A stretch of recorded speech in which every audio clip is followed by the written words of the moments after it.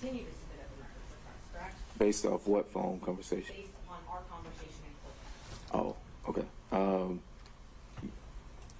Correct. You said that you were doing some open records requests, correct?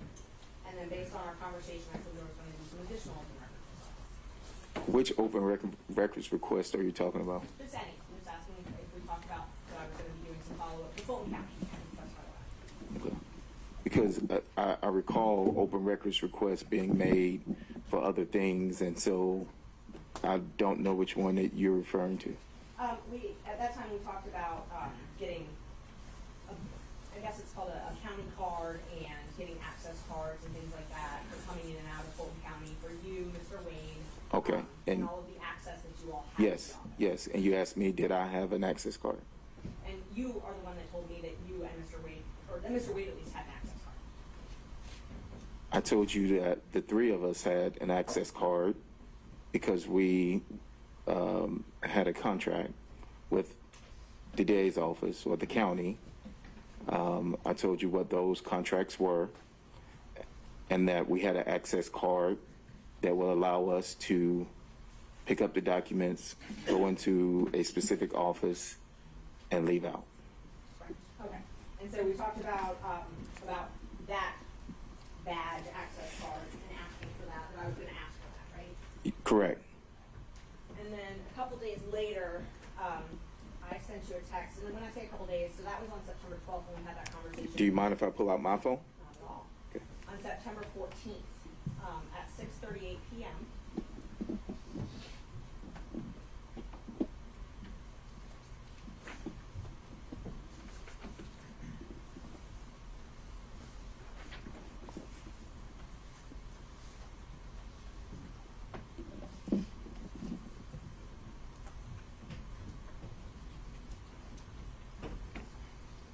And what day was this?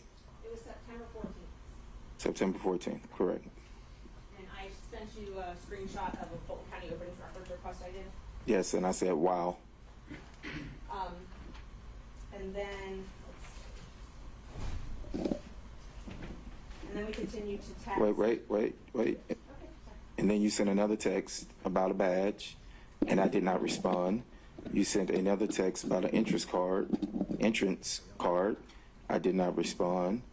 You sent another text about some other badges and with a circle around it, and I did not respond. Your Honor. Okay. Sorry, thank you. All right.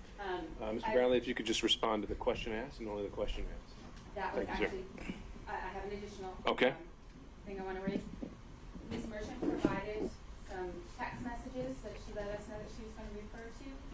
The text messages are inconsistent with Mr. Bradley's exchange, as he apparently is reading it off of his phone. So if I could ask Ms. Merchant, is this it is true, accurate, and complete, and perhaps we can see what's on Mr. Bradley's phone. But more importantly, I am going to object. I understand the court's leeway about Mr. Merchant Sure. being able to establish contact based on previous statements made. But I'm concerned about going into the content of the statements without putting things in the buckets that I've identified. Sure.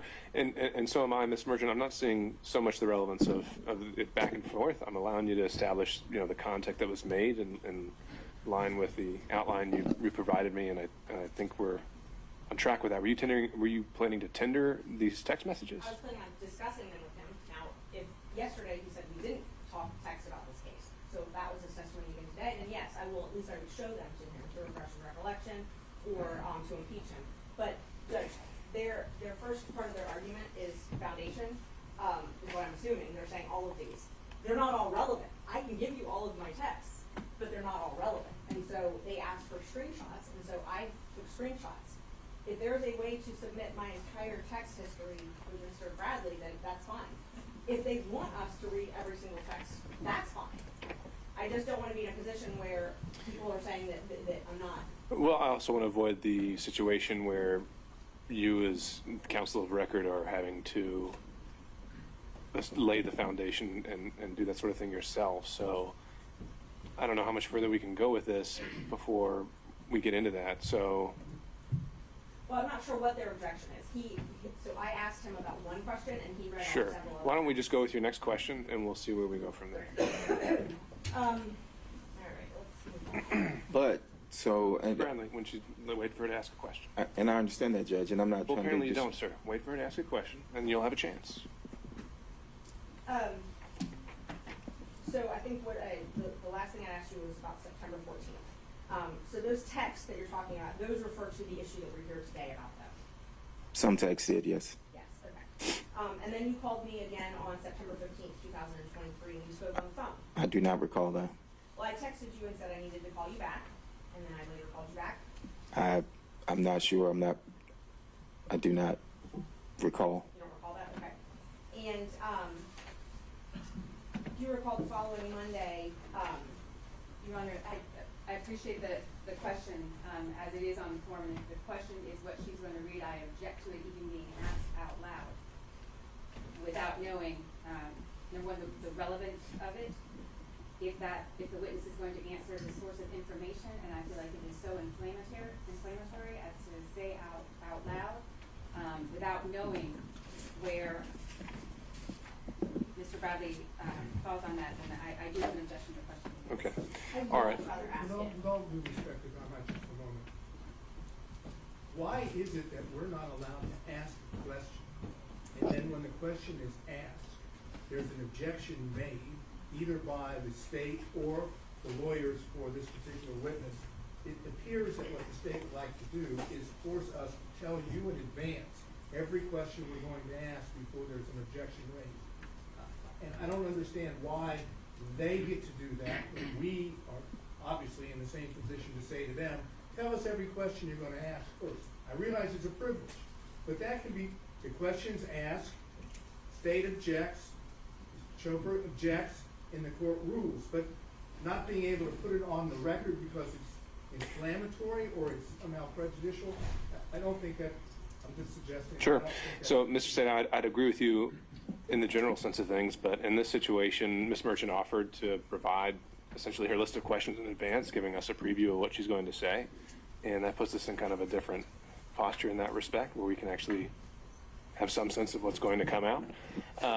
But Ms. Merchant, I think knowing what your next question may be, since usually we don't have that opportunity, does it presuppose some knowledge on his part that we have yet to establish is inside or outside of privilege? Well, the first thing, Judge, is I gave these questions so that you wouldn't be in a situation Sure. where you were objecting and having 4 different lawyers talk about privilege, confidentiality, every single question. So I was hoping that we would ferret that out ahead of time.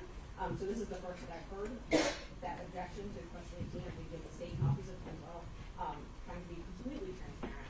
I also, I have to establish that his information, there have been statements in this court that I lied, multiple statements yesterday. I can't even tell you how many times that was said under oath yesterday, and that I did not get this information, and so I have a right to Which I've already said we can do and we can go over, but and we've already started doing that. But the next question, as you plan to ask it, may presuppose again some information that he has that we need to determine whether it's inside or outside of privilege. Is that right?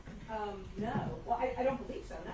I mean, if we're going to talk about the privilege, I wanted to talk about it beforehand, which is why I gave all of these. I didn't know the state had objections on these questions to privilege.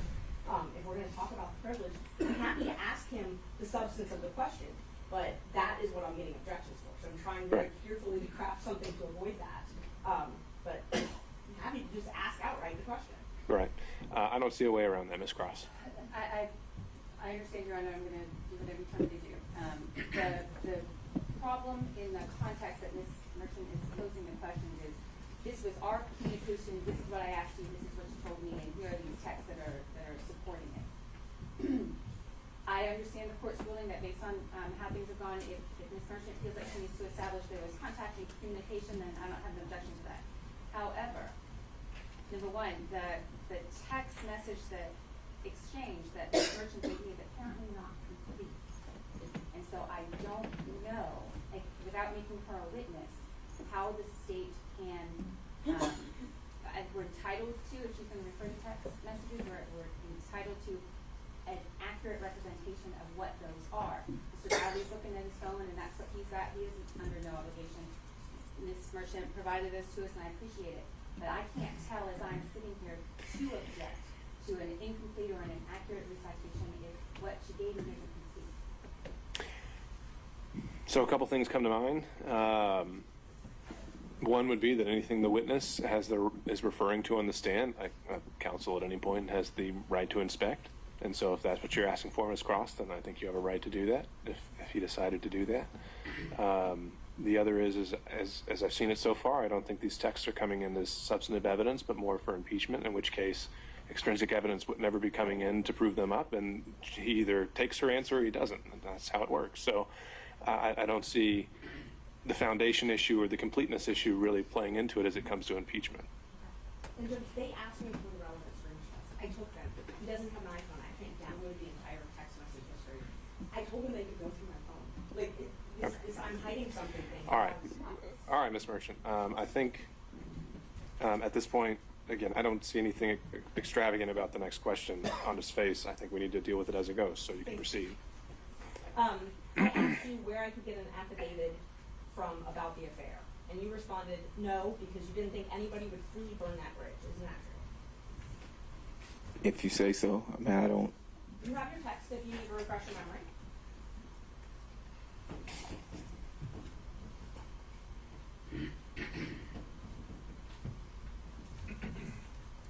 September 18th at 3:11 p.m. in YouTube. Can you repeat the question? The question is, did I text you asking you if you knew who I could get an affidavit from about the affair? And you responded no. No one would freely burn that bridge. Yes, I do see that.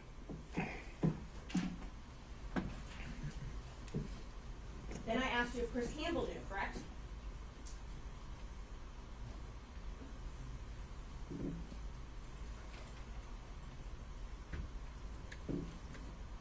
No, you asked me if under oath he would testify.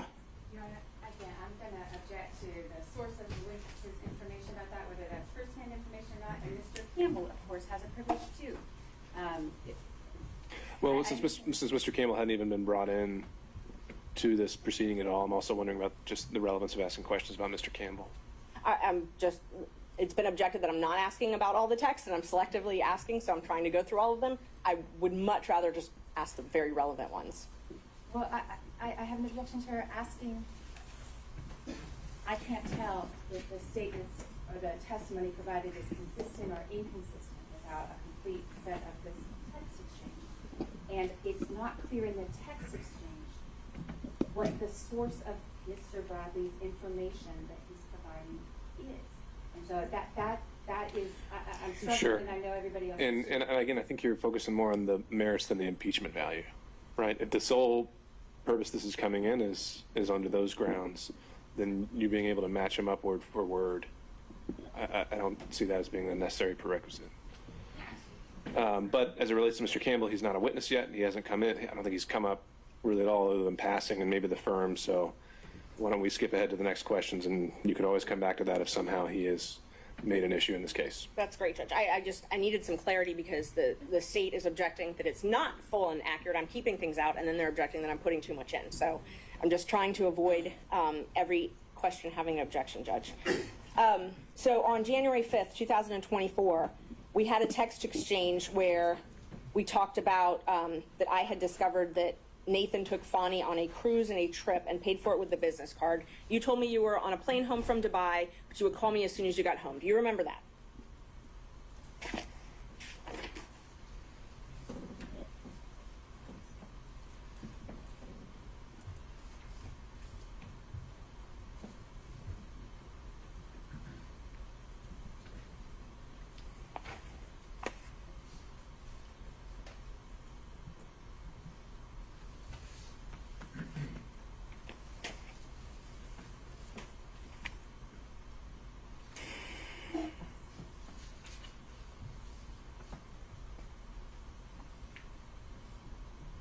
So what I have is a text message from you saying, "Oh my God, Nathan took Fani on a trip to Napa and paid for it with his firm." Okay, continue reading. And you said, "Is he that dumb?" And I said, "Wow, I'm on a plane from Dubai, land at 3. We'll call you as soon as I land." So that is accurate. That's what you told me. That I will call you as soon as I land, and wow? Yes. Yes, that is accurate. And then you told me that you weren't surprised because they took many trips to Florida, Texas, and California.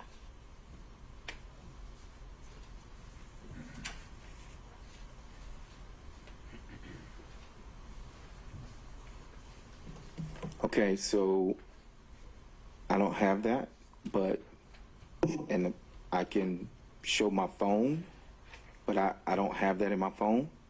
So the question is just, do you recall I do not recall. communicating that to me? I do not recall. All right.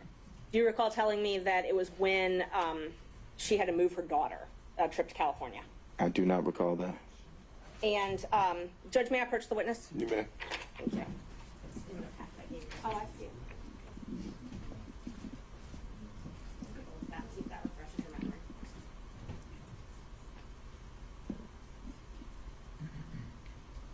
Yes, I see this. Okay. Does that look like, does it refresh your memory? It does not. I mean, I see what's on the text chain, but you said this happened January 5th? I can tell you exactly when it happened. Because there's no date and time stamp on that. Let's see.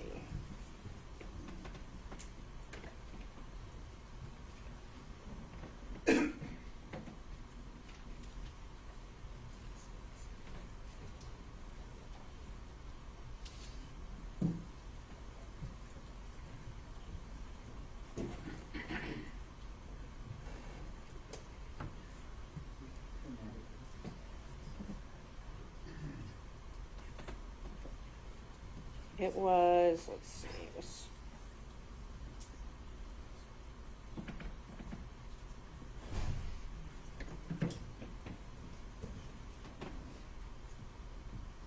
If it was January 5th, but just give me one. Judge, I just want to, on behalf of Mr. Wayne, just to review the exception again.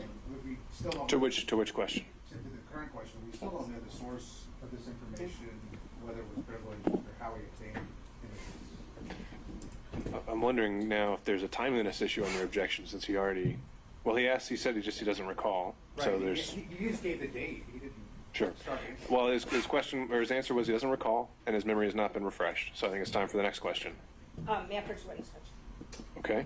Can I see what you're Oh, yeah. approaching the witness with? So is this the complete text chain? That is the complete text. While they're looking at that, can I just ask you, did you delete any text messages? I have several messages in the phone with you. I've never deleted. I mean, there are messages about family and my health and things like that. You asked me to be on some panel. Yes. And so I think it's complete, but Well, no, my question was, did you delete any no, text? I haven't deleted anything. No, Okay. I have not. And I offered them to look through my phone earlier if they are welcome to. You never provided it to us. I said you. The physical had it. phone, you never provided it to us. It's the only phone I have, Judge. Yeah. I understand, and I don't want to keep popping up, but my concern, of course, is that these exchanges are just two lawyers gossiping about information. And I'm concerned about it coming into the record in this way. I understand impeachment is a thing, but if we could do it in a way that the substance of this gossip is not, that part is not impeaching, the contact is impeaching. So I don't think we've gotten to that point quite yet, Ms. Cross, but you can renew your objection if you think we have. So right now, the sole thing that Ms. Merchant is trying to do is hand him an object to refresh his recollection again. So we'll see where we get with that. And I don't have any way to download it. He doesn't have my May I, one Mr. Zeta. The court is a trier of fact. You're going to be able to determine whether something that has come in, if you choose to, is hearsay, whether it's admissible, whether it's relevant, whether it's impeachment. You're in a position that if it all comes in, but you reserve the right, or all parties reserve the right to object, we can deal with it. This is not a jury. We don't have to worry about the jury hearing something that it will no longer consider. All we're doing now, with all due respect, and I understand there's a process, the state doesn't want something to be heard. I object to that. They've repeatedly attempted to stop questioning. Your Honor can hear it all and then decide what is and is not relevant or admissible. We don't have to go through every single one of these. The only time we have to go through this is if it is in fact a communication, and it's a privileged communication, and an argument has to be made at that point as to whether or not it should be elicited or it is subject to being stated in open court. Otherwise, all of this could come to the court, and the court can then decide how it wants to treat it. That's All right. I appreciate that, Mr. Sadown. I think it's certainly accurate that we could have an approach where if it's a close toss-up on an evidentiary question, we can have it all come in and sort it out later on the record. I don't think we've quite reached the point where I need to do that. I think we still have time to get into these, and it'd be my preference to keep the record as clean as possible and without questionable evidentiary issues. But we may get to that point. So the question from Ms. Merchant was to approach the witness and with an object to see if that would refresh his recollection to the last question asked. Yes. Now, I'm sorry, the state scrolled through it, so not right there again.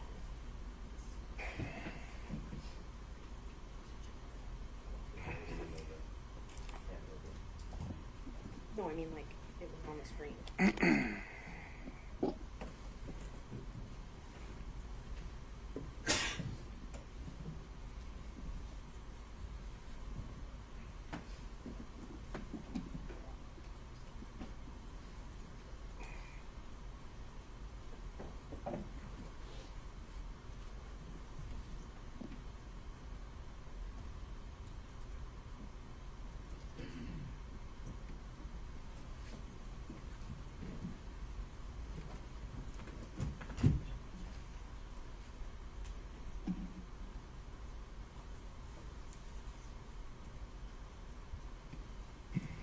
Now I can't find it.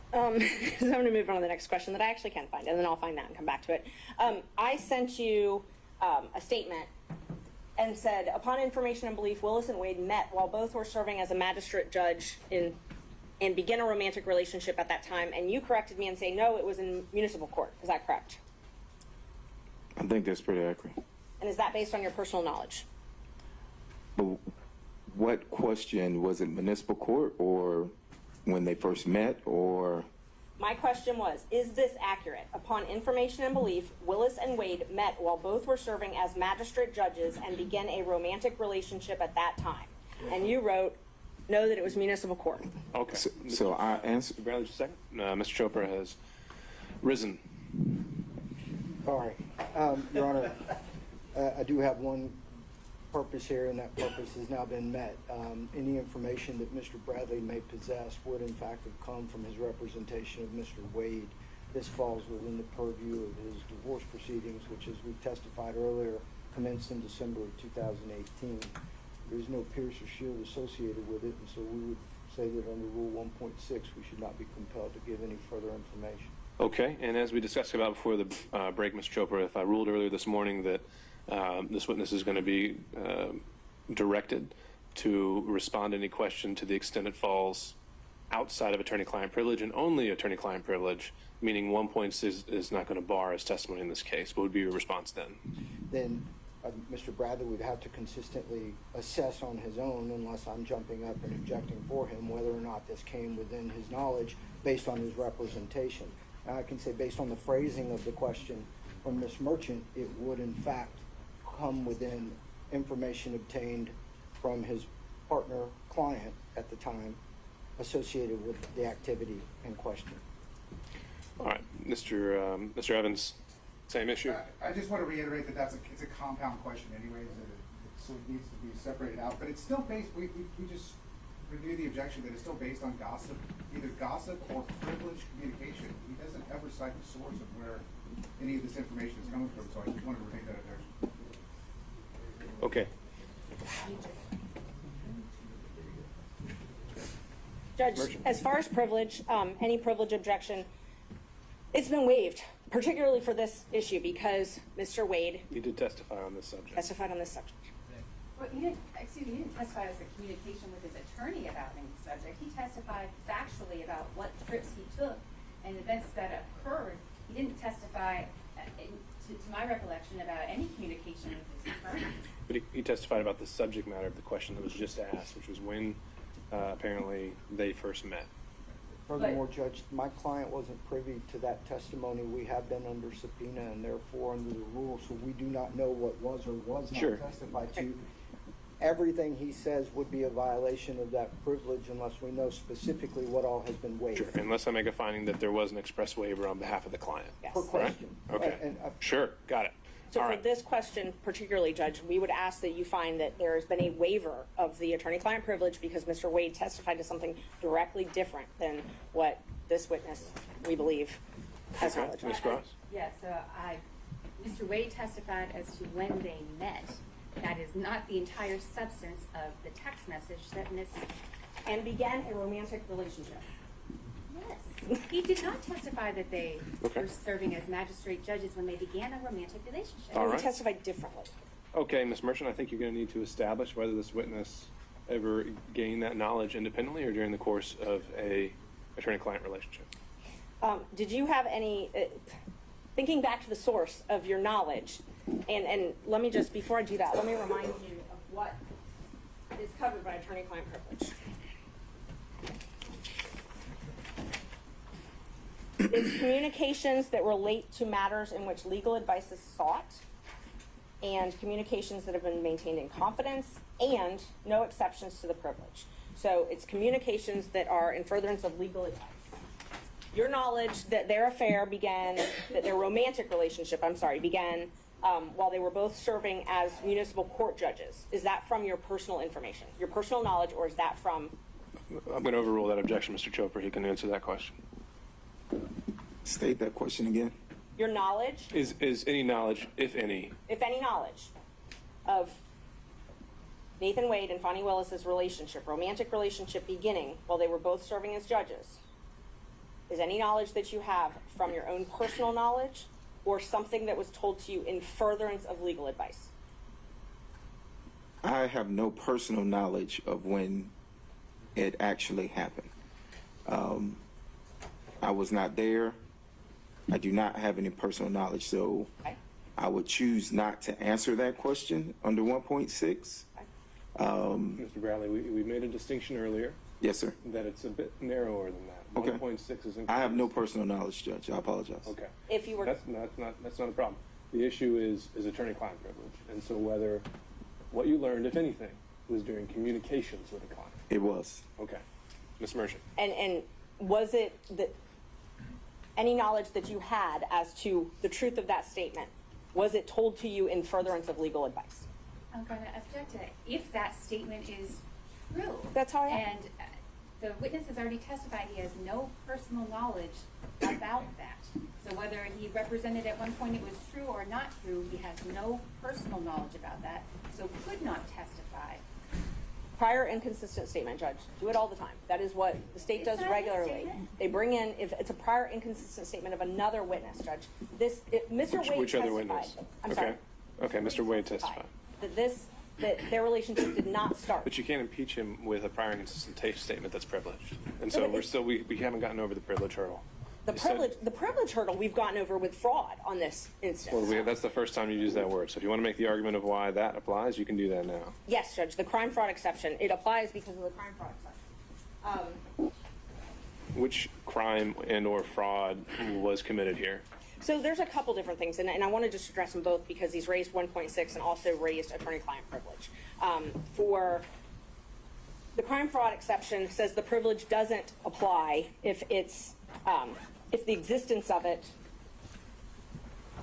essentially if he has to keep something secret to allow a fraud upon the court to continue. So we've got that. We've also got No, it has to, the legal communications have to have done in furtherance of a crime or fraud. How has that been established? And what crime or fraud are we talking about?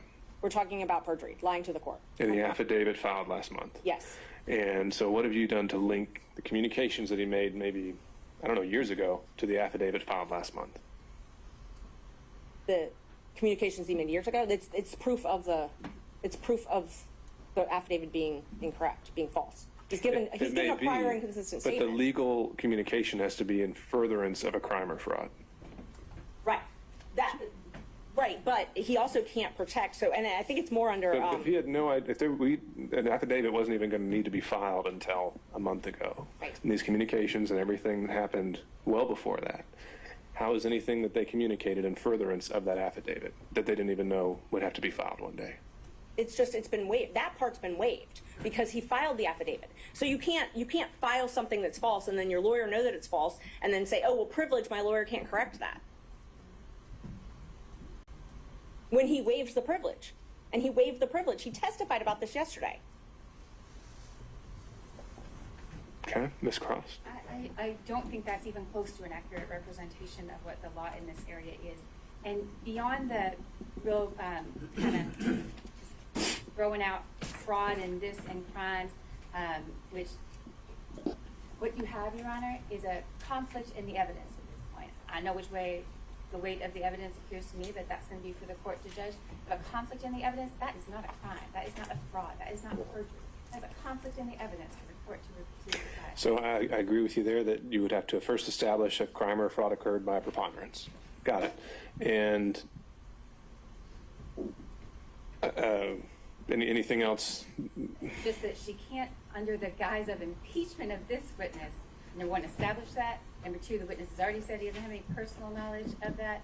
And there is the kind of specificity that is required to lay the predicate for a crime fraud exception to the attorney-client privilege is nowhere close to being met here. Okay. Anyone else want to be heard? Mr. Sadao. Yes, Your Honor. This is what I said to the court earlier. This is not crime fraud. The scenario in the case, I said, you want me to cite it for the record? Go for it. Okay. It's Owens Corning Fiberglass Corporation versus American Centennial Insurance Company et al. And it is 660 Northeast 2nd, 812, out of the state of Ohio, Lucas County, Court of Common Pleas of Ohio. And it references, I'll make sure I get the right page here.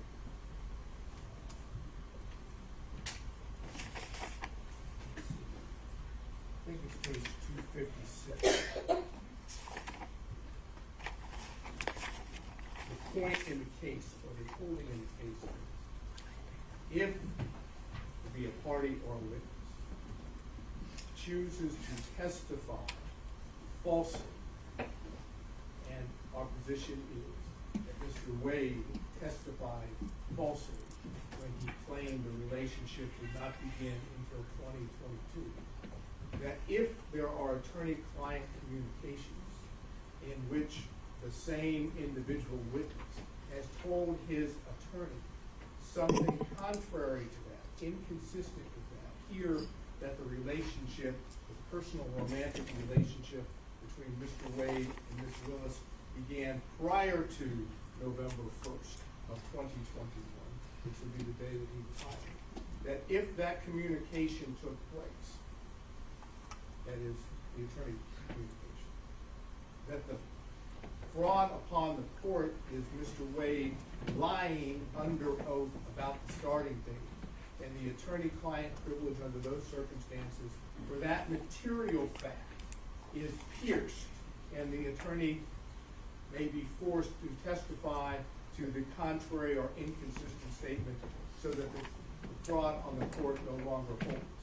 In our situation, that is precisely what we are trying to do. If this witness's testimony, again, and the court may have to hear some of this ex parte in camera to determine, but if this witness is able to testify that Mr. Wade told him, under whatever the circumstances may be, that the relationship with Fani Willis began before November 1st of 2021, then we know from what the witness has testified to Mr. Wade that he lied under oath to the court, and that's a fraud upon the court, and the attorney-client communication that specific matter is pierced and needs to go into record.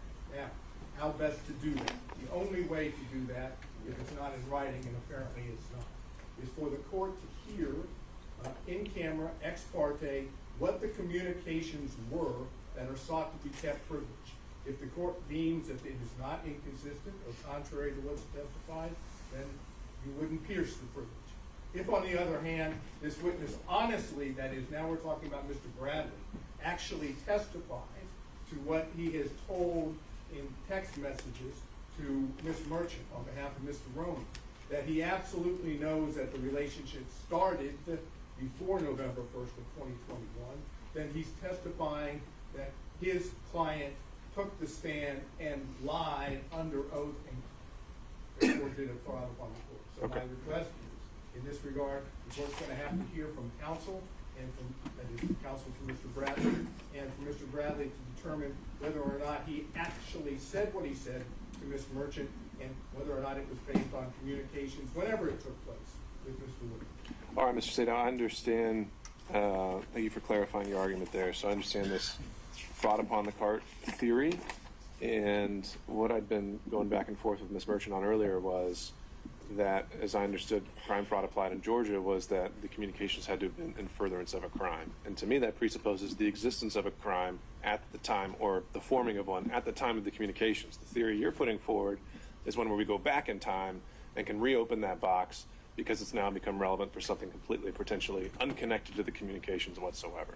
Is that fair? That falsity has occurred now by Right. the very person who is attempting to use the communications as a shield to Sure. protect his lives. Okay. That's, and when I say crime fraud, it's a fraud waiver is that's what Millich calls it, is essentially. I mean, Millich says that it doesn't offend the privilege to ask an attorney to testify to matters already freely discussed by the attorney and a client at another hearing or proceeding. Allowing a client to selectively waive and reassert the privilege as tactics dictates, suggests that the client is using the privilege as a sword and not merely a shield. So I think it was quite explicit that Mr. Wade never waived anything regarding to communications between him and Mr. Bradley. He was willing to discuss the subject matter, but he was never willing to get into communications that occurred between him and Mr. Bradley. So as to Mr. Sadow's point of this fraud upon the court theory, my question is going to be, has that ever been applied in Georgia? And the answer to that is, it's not appears to have been applied in Georgia. I cannot find a case in which it has been applied. The cases that I have, the case that I gave you plus the cases cited in there, are the only thing I've been able to locate. Although I think that the bar rules, if we want to go back to those, and I don't have it in front of me, that a lawyer should not allow his client to commit a fraud upon the court. Okay. And I think that, along with this, gives the court the discretion to do that. And the only way to make the record, even if the court suggests that this is the law that the court should apply, but even if the court disagrees, there's no way for there to be a record about it unless Your Honor does it ex parte in camera to determine the nature of the privilege, which of course Your Honor knows, earlier raised, is how judges can do it with the Fifth Amendment privilege. They can do it with any privilege as long as it's ex parte in camera. So what I'm asking the court to do, because when I get up, I'm going to ask you directly. I'm not going to go through this that's going on now, to find out whether or not Mr. Wade has ever told Mr. Bradley, in his capacity as his attorney or otherwise, that the relationship started earlier than what Mr. Wade testified to. All right, understood. So the big takeaway I'm hearing from that, Mr. Sadow, is that once again, we're hearing the words a matter of first impression here, and noted. Mr. Gillen. Yeah, very quickly, Your Honor. Number one, he apparently, now he's claiming a privilege, which he certainly did not assert when he was communicating a text with Ms. Merchant. Sure, but do we have any indication Mr. Wade waived it and allowed him to communicate by that text? We know what he did. We know what he did. So how is that an implied waiver? And I would assume that as the attorney, that he would know whether or not he should protect a communication. That's a pretty big assumption, right? Not all communications are protected, number one. Number two, let's not forget how we started on this journey with the state getting up and making very serious allegations against Ms. Merchant, asking for sanctions, saying all of her representations were inaccurate. And now they are doing whatever they can to block access to that information, which shows exactly what she said was exactly the truth. What they're trying to do is they're trying to say to the court, the 100% accuracy of Mr. Wade's declaration and of his testimony And by the way, please, Judge, don't let Mr. Bradley tell you what he knows. Because what he knows is that this relationship, based upon what we see from the text and what we've seen in the context, we show that the relationship started before November 2021. So I think we have a waiver issue, and parenthetically on the issue of crime fraud, Your Honor, the issue about crime fraud is whether or not in any context the communication would be not in furtherance of a crime at that time, but it could be for any particular crime committed by the client in the future as well. It doesn't have to be something that's being committed at the time. I will also note that when you look at the attorney-client privilege, the law basically says, look, this is a privilege which blocks evidence from coming in. And so in order to have that, they have the crime fraud exception, which is a very low standard once a prima facie showing has been made, which I believe has been done by Ms. Murch. All right, let me clarify one thing, Mr. Bradley. When you testify to personal knowledge, does that include anything you may have seen, heard, outside of communications with a client? When you say you lack personal knowledge, does that include anything you may have seen or heard outside of communications with a client? And you can tell me if that question is horribly phrased. Try again. You try to rephrase it for me, Judge. I'm sorry. Okay. When you say you lack any personal knowledge, Yes, sir. does that also mean that and include anything you may have seen or heard outside of communications? Outside of communications with my client. Mhm. That's correct. Okay. And communications that were made, if any, that relate to the subject that you were asked to, were there any other third parties present that may have resulted in a waiver of privilege? Including texts. Am I answering your question or her question? My question. Okay. Are there any other third parties ever present with you and a client that would have resulted in a waiver of these privileges?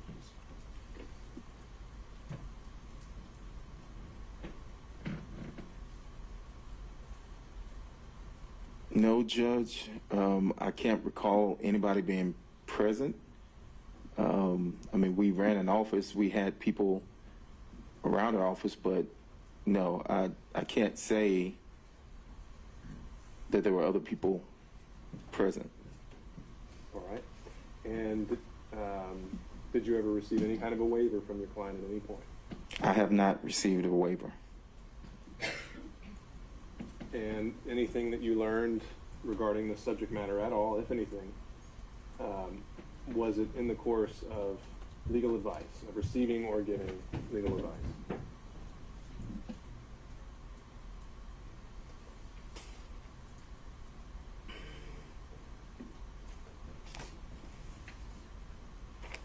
That's a broad question, Judge, to answer, because the advice was given, and then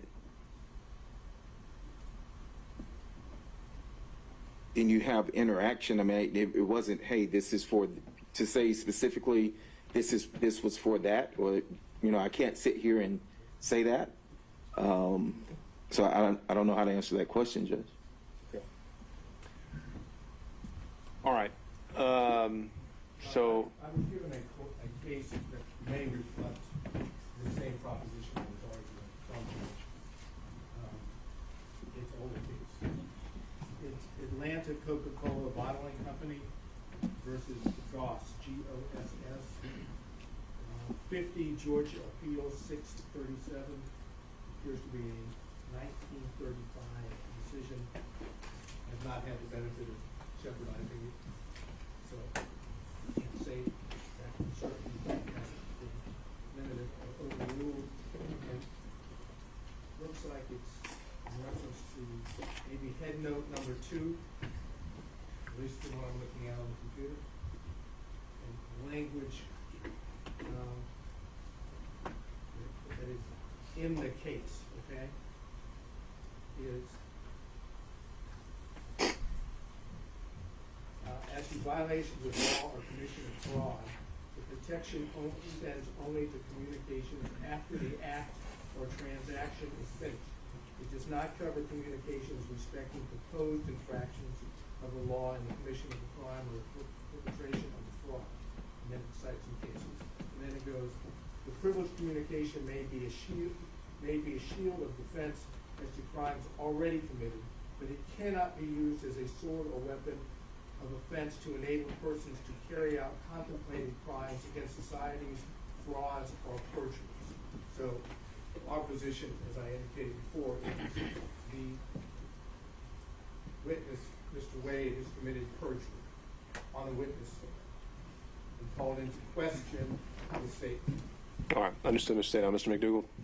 Your Honor, this is adjacent Georgia law, perhaps not controlling, and I'll explain that in just a second. That's Rule of Professional Conduct 3.3A2. A lawyer shall not knowingly fail to disclose a material fact to a tribunal when disclosure is necessary to avoid assisting a criminal or fraudulent act of crime.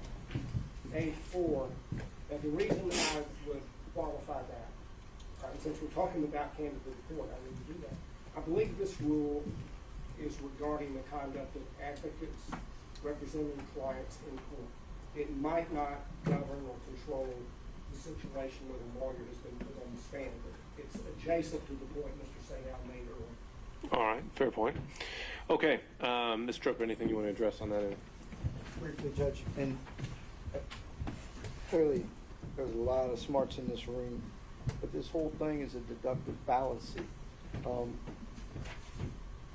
It is suggested that the truth of the conclusion of the argument necessarily follows from the truth of the premises given, when in fact the conclusion does not necessarily follow the premises. They're, called him a perjurist. He has officially succeeded in saying the thing itself is true, therefore we must ask these other questions. And Judge, it's a fallacy. It does not exist as such, and the privilege should still apply. All right. Thank you all. So I think here is what we need to do, as I understand the law. As I find it, the crime fraud exception only applies when, by preponderance, we found that communications made in the existence of a relationship were in furtherance of a crime, or the client at the time knew or reasonably should have known that a crime, the attorney was being used to further a crime. I don't think that's been established here. Maybe something happened afterwards, and that's something that can be argued during closings, essentially. So I don't think the crime fraud exception covers this. The objection is preserved for the record. Mr. Bradley has indicated also that anything he learned about this subject occurred during those communications. There's some uncertainty on that point, and so in order to preserve the record, at the conclusion of the hearing, I think I can go in camera with Mr. Chopra and Mr. Bradley, and we can put in a sealed filing exactly what the extent of those communications were, if any were relevant. Or excuse me, not relevant, but just what they were, and those would remain sealed until some time if we're ever directed otherwise. However, at this point, the question, getting back to the question asked by Ms. Merchant, as asked, would be sustained on the issue of privilege, the premise. He may have told you something, but it does not appear that there's any evidence that the client ever waived and allowed that information to be conveyed to you. Next question.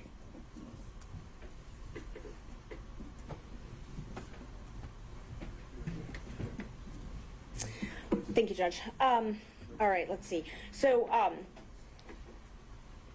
we talked about Ms. Willis and Mr. Wade coming to and from your office and security details following them. Do you recall that? Do I need to look at my phone? No. Or can I? Just asking if you Oh, recall. do I recall? I think I did, yes. Do you recall security taking Ms. Willis to your office? I'm going to object to that. Does he recall Actually, I Ms. take that Willis back. No, taking I don't security? object to that. But you can answer the question, sir. I do recall security detail bringing Ms. Willis to my office. Okay. Do you recall approximately when that was? I do not. And was that on more than one occasion?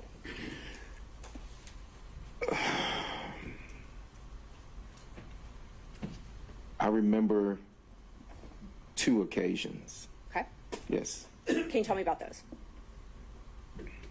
I can't remember when they were. Were they before she became DA?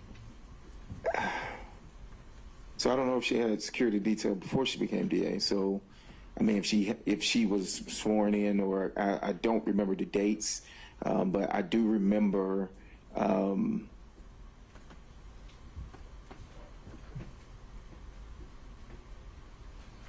I think she was DA. Maybe during her transition team period? Was that? No, it wasn't. Trying to remember.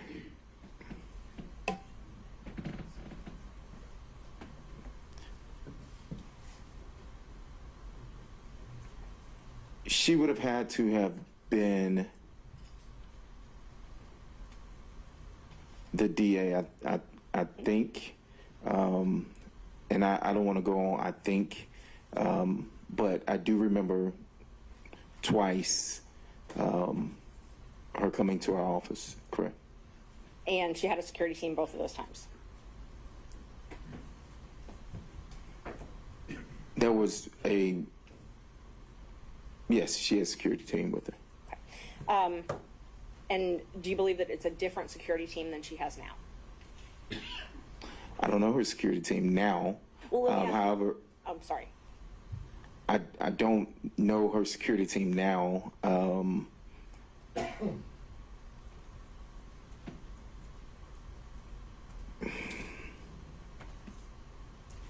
don't know her security team now.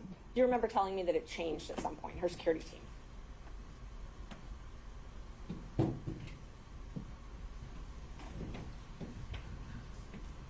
Yes, I think I recall saying that, yes. And that the most likely people that could testify or had seen things about them having a romantic relationship early on would be the original security team. I don't recall saying that, no, but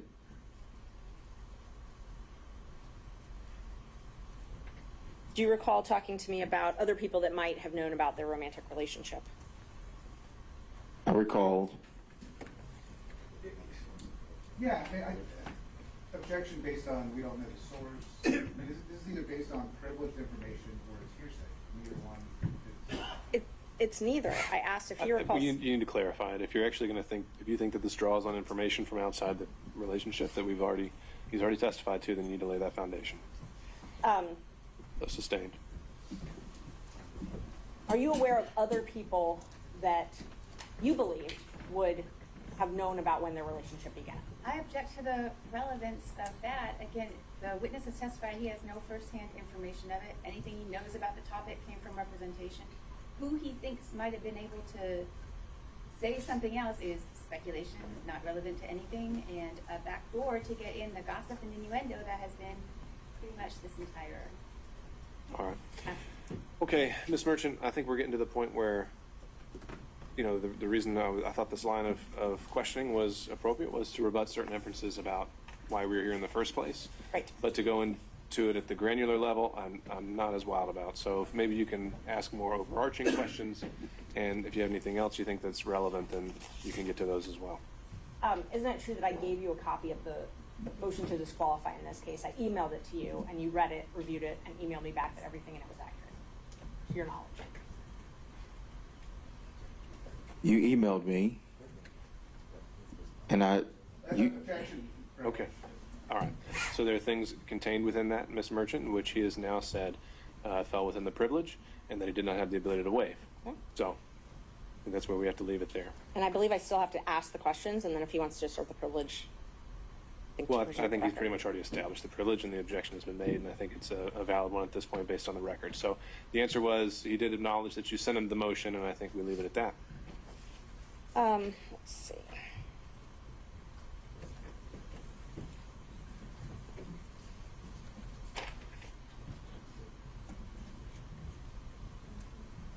And you had knowledge about an apartment, and I'm not asking what Mr. Wade told you in furtherance of legal advice, but you had knowledge about an apartment in East Point or a condo in East Point that was owned by someone, and Ms. Willis was staying there.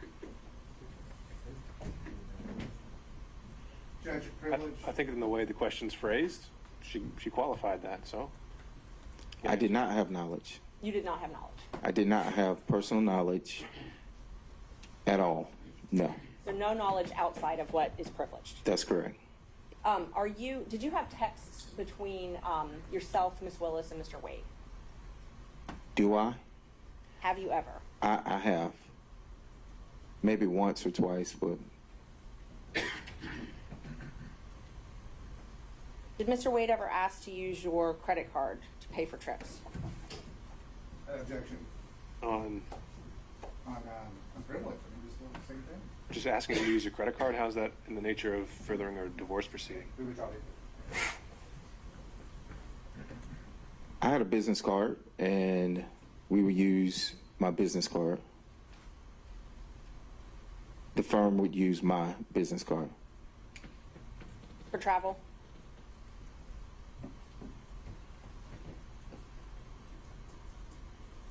Are you asking if I use my business card for travel? Would Mr. Wade use your business card for travel?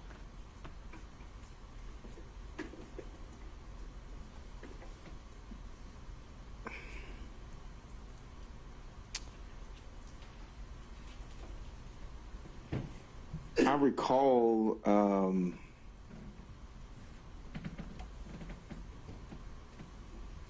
I recall a trip, but I don't know if that trip has anything to do with this case. So I do recall him using my card once. When was that? I don't even know when that was, and that's the honest truth. I recall him using my card once, but I cannot remember what that was for. I do remember it was a trip, but I cannot accurately state, where it was and who it was with or anything like that. And he paid you back for that trip in cash? I can't remember how he paid. I think it was. I mean, I'm not certain if it was cash or check. We routinely would use my card for filings, for paper, for whatever stuff with the office. And so, oh, I'm sorry. We're done. Sorry. and so he would, whether he paid me back in cash or whether he wrote a check, it was paid back to the business card. But this was the only time he had used it for travel.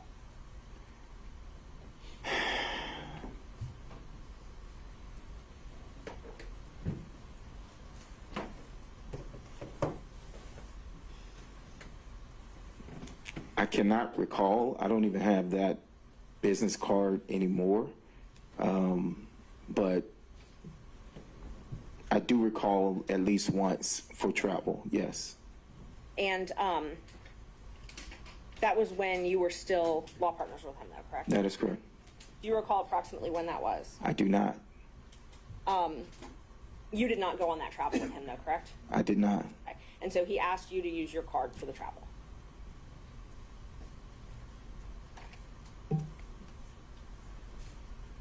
Yes, I mean, I'm assuming.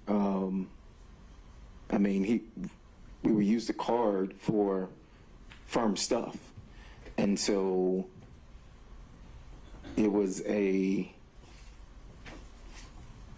business card.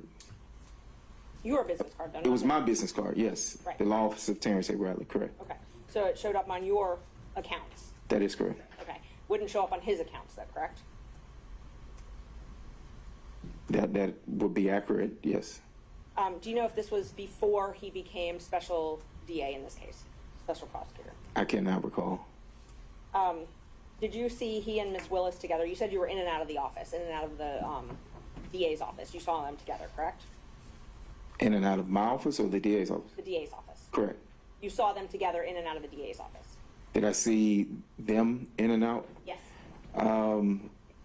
Well, if you preface it like that, no.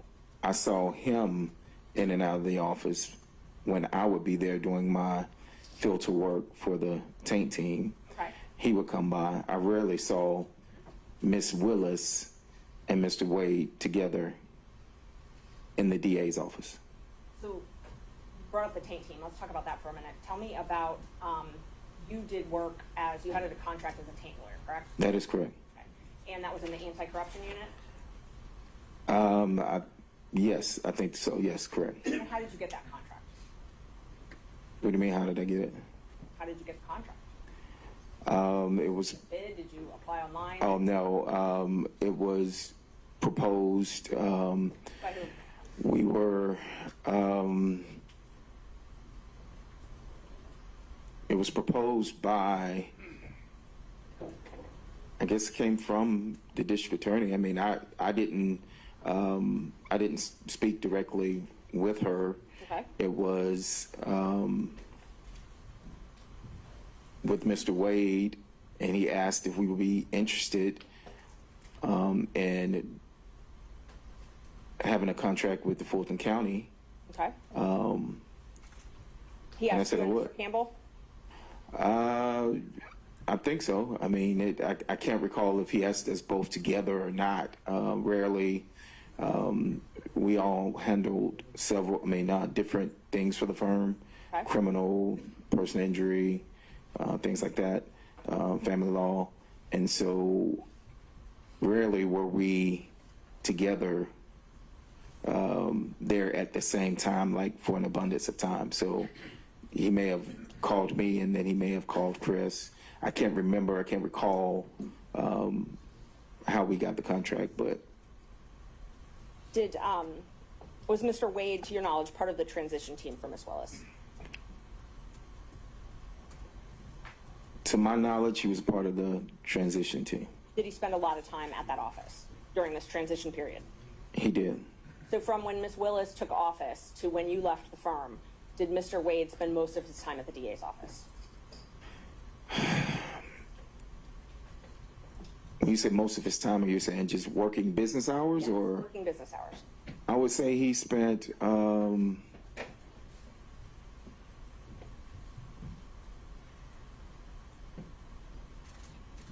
I would probably say he spent majority of time. If you say over 51%, I would say yes, he spent over 51% of his time. Okay. And that was the entire time from when she took office to when you left the firm? I can't say that was the entire time, but yes, it was majority of, it was I can't pinpoint specifically when the time that he would spend. I think, if my memory serves correctly, getting to the majority of the time, it would have been whenever he started with this, maybe. As a special prosecutor? When you say majority of the time. Right. Okay, so let's talk about the time before he became special prosecutor. Did he spend a lot of time at the DA's office then? He spent time. It depends on what you say is a lot. He spent time at the DA's office, correct. And so, just so we're clear, you were hired first on January 25th. Both you and Mr. Campbell were law partners, and you were both hired by the DA January 25th, 2021. Is that correct? Repeat the question, I'm sorry. You and Mr. Campbell Yes. both were hired on a contract basis by DA Willis January 25th, 2021, correct? Which contract are you talking The about? first one, the taint contract. Not the first appearance contract, the taint Okay. contract. Well, you said the first one, and the tank contract wasn't the first contract, and so, Okay, so what was the first contract? to my knowledge, the first contract was the first appearance. Okay, so let me just mark these. Let's see what number are we on.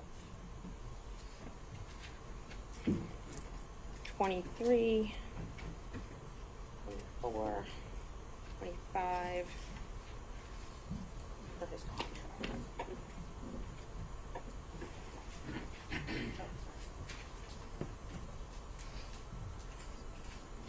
Judge, when they're done reviewing these contracts.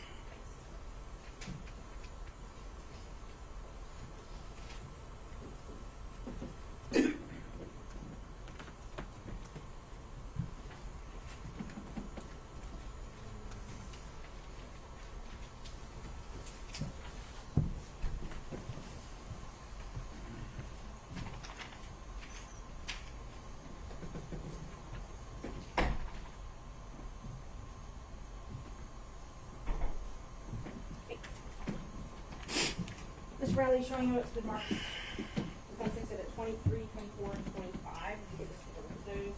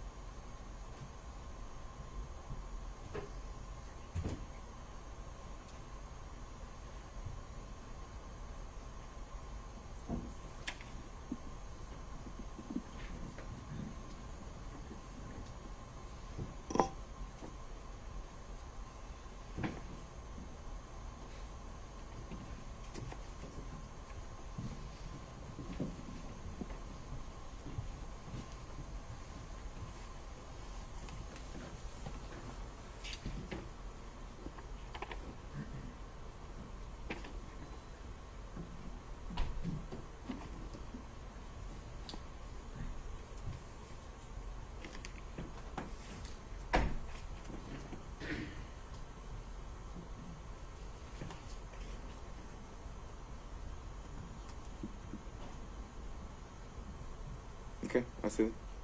So on, now that you've reviewed those, is it true that on January 25th, 2021, you got your first contract as a taint lawyer?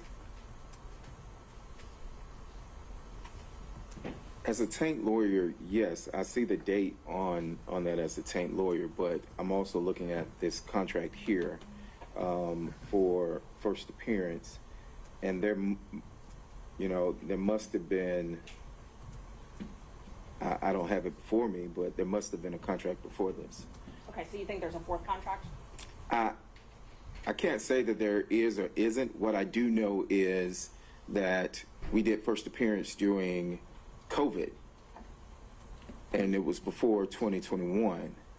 So I don't know, if I had a written contract at that particular time or anything, but I do know, I think that you could look at the recordings because everything was recorded at that time as to when the first appearance contract started and the taint contract started. So when the three of you were partners, you had at least 2 contracts to do taint work, which is filter work, and then at least 2 contracts to do first appearance work, pretty much throughout that entire 2 years, right? Well, it renewed. So, it just renewed. So yes, if it was the same contract, but it was a renewal of Okay. the contract. So how did you, and you said you got these contracts through, Ms. Willis gave them to you, but it was through her knowing Mr. Wade, correct?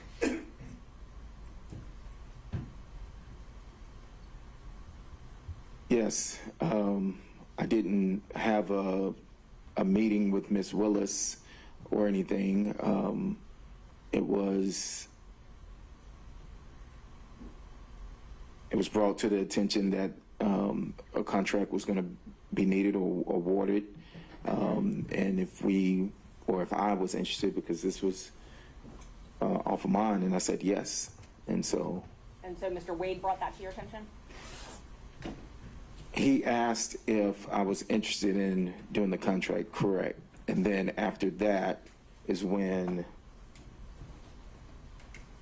Ms. Willis, would come in, or I think we actually came down here or something, and signed the contract. Okay. And so that is how you were paid from Fulton County, these contracts? From Fulton County government? Yes, ma'am. And you shared, your partnership, you shared 1/3 of all your profits with Mr. Wade? At that time, yes. And so his contracts, he got a contract that same year, 2021, and he shared 1/3 of all his profits with you, correct? Yes, that should be fairly accurate. Okay. So during 2021, 2022, you all had 2 filter taint contracts. You had 2 first appearance contracts, and you had Mr. Wade's special counsel contracts, correct? My firm had what I have here, Okay. correct? But Mr. Campbell and Mr. Wade were part of your firm, correct? So we didn't, I don't think at this time we had established WBC.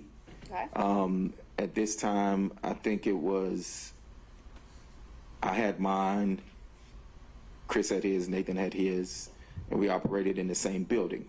But if you ask me, did we fee share or, you know, without everything that came in, yes, that is correct. So you weren't actually partners, you just fee shared. At this time, well, yes, at this time, we were not. If we were, at this time, I had Law Office of Terrence Bradley, Chris Campbell, PC, and whatever Nathan's was, if I'm not mistaken. I'm just... And all these, the taint contracts and the Nathan's special counsel contracts, all of those were under the anti-corruption unit, correct? You can look First at appearance was not under that. The taint contract, if I recall, was under the. I don't think they called it. What are you calling it? You can take a look at your contract if you need. Okay. And I'm not asking about the first appearance. I'm asking about the taint contracts and then Mr. Wade's contract, which has already been admitted in evidence. If you need to look at that.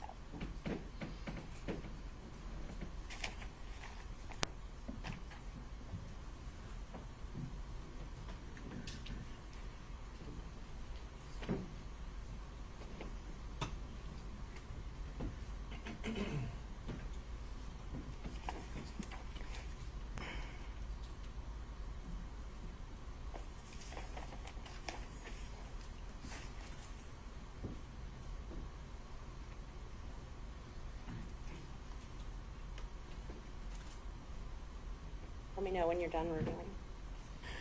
Well, I see on the first page where it says taint attorney, and I'm trying to go through and I see where it continues says taint attorney, but it always says Fulton County District Attorney's Office. Your question was specific as to the anti-corruption unit, and I'm looking for the verbiage of anti-corruption unit, so I apologize. No, take your time.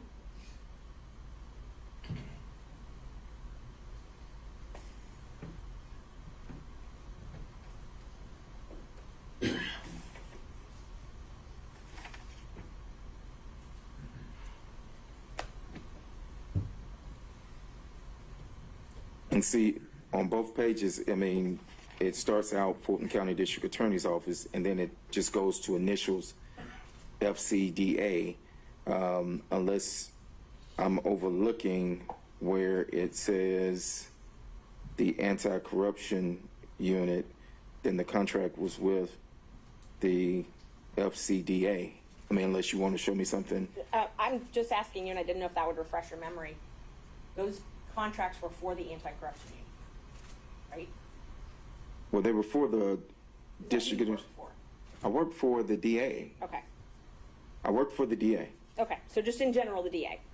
Correct. I worked for Fulton County District Attorney's Office in as a contract person, as it says here. And when you did the taint work, you had to report to Sonia Allen? I did not. You did not. Who did you report to then? I can't remember his name. His first name was Brian. Okay. And let's see. So I know you said you met with Miss Willis when you signed those contracts, right? Yes, I know I met at least one time to sign these contracts, or to sign when I signed the contracts, yes. Did you meet with her any other times?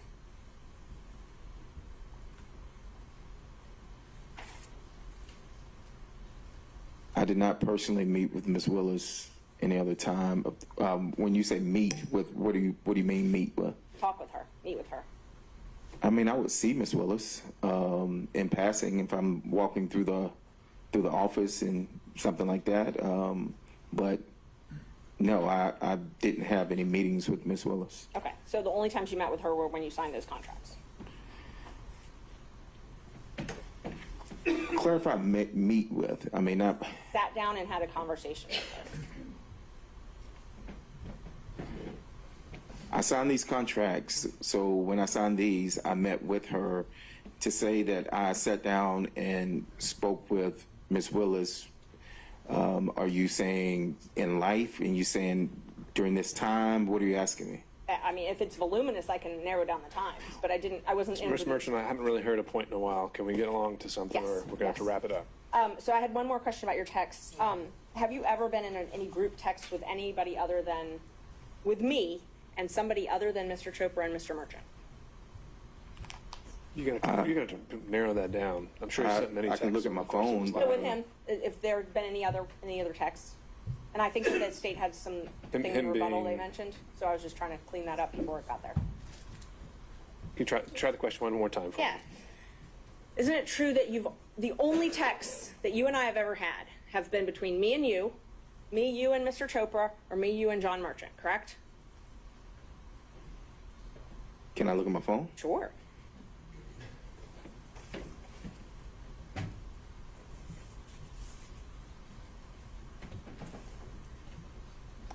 And what's the relevance of that, Ms. Merchant? They've said multiple times that there's this third party that we've talked to, and I'm trying to establish there's no third party. And I don't know why it was relevant, but the state's argued it, so. Well, if Ms. Merchant doesn't know why it's relevant, then maybe it might Okay. become relevant later, but right now. Ms. Merchant, I think you've been able to show Okay. what maybe launched this and answer the state's initial claims, and so let's get back to the core of what we were here for this hearing. Do you have anything else relevant to ask this witness? Yes, just a few more questions. After it became known that you were placed under subpoena, did you get a call from Gabe Banks? I did. And was he trying to determine if you were going to be giving information in this case? I don't know what he was trying to determine. He stated that it was an odd. I had not spoken to Gabe in a while. We are colleagues. We are friends. We are in the same fraternity, Gabe and I. And when he called, it was out of the blue. But he did call, yes, ma'am. Okay. And you relayed that to me as well, correct? I did. And then you also got a call from your best friend who was relaying a message to you from Mr. Wade, correct?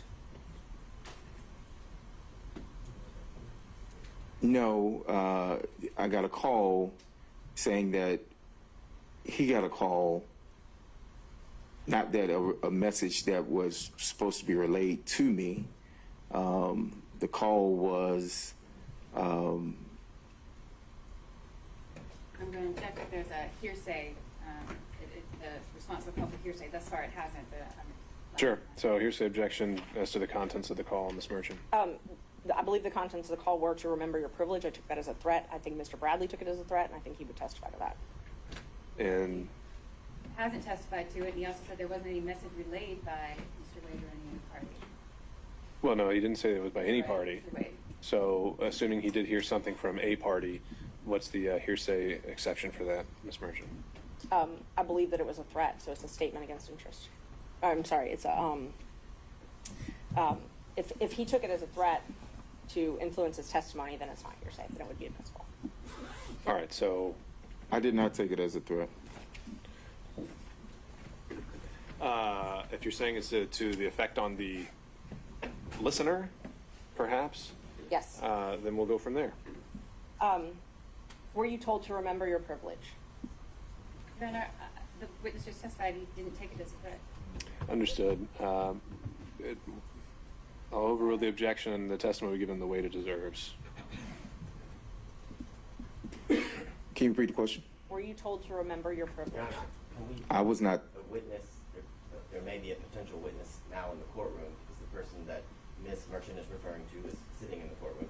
Well, if that witness hasn't been told to testify, then I don't see any sequestration issues. I don't know who it is. I don't know his All name. right. Okay, and so were you told anything to that effect, Mr. Bradley? Repeat the question one more time, but so I was not told, remember my privilege. Something about privilege, remembering that. I do recall privilege being mentioned, but it wasn't remember your privilege or, you know, a threat of any sort. But you immediately called me after. No, I called someone else after. You called me quickly thereafter then. I talked to you that day, yes, ma'am. Okay. Thank you. Mr. Sadell. Your Honor, because this is a defense witness, is it the state's first cross? I Have think that's how we had been doing it yesterday. No, actually, we're doing it just this way. Yeah, I've been. Okay. This is I the first time he's gone, and then we go through all the defense, and then you'll have your chance.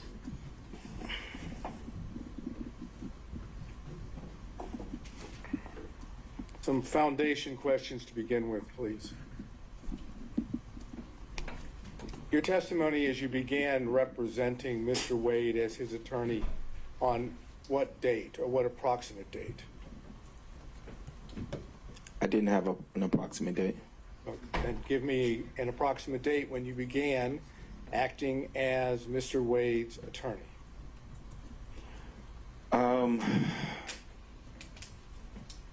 I would say it was, you know, if I'm speculating. I really don't want you to speculate. I mean, you're the one that was the attorney and Mr. Wade was the client. Correct. So give us the ballpark figure of when it was that you began acting as his attorney. Maybe 2017, 2018, I think, maybe. And the purpose for which you were retained? His divorce. So, according to you, from that time period, your communications with Mr. Wade with regard to the divorce or any matters related to the divorce, it's your position are confidential, are privileged, correct? Yes. Yes. Okay, good. Now, did you ever meet with Ms. Willis and Mr. Wade prior to, and everything I'm asking you is prior to November of 2021, okay? Okay. Keep that in mind. That's, Why are you yelling? I don't think he's yelling, Mr. Bradley. He's just speaking up. All right, Mr. Sadell, let's go. thank you. Prior to Mr. Wade getting his contract with Fulton County, which was November 1st of 2021, okay? Please keep that in mind. November 1st of 2021. Right. Did you ever socialize with Mr. Wade and Ms. Willis prior to November 1st of 2021?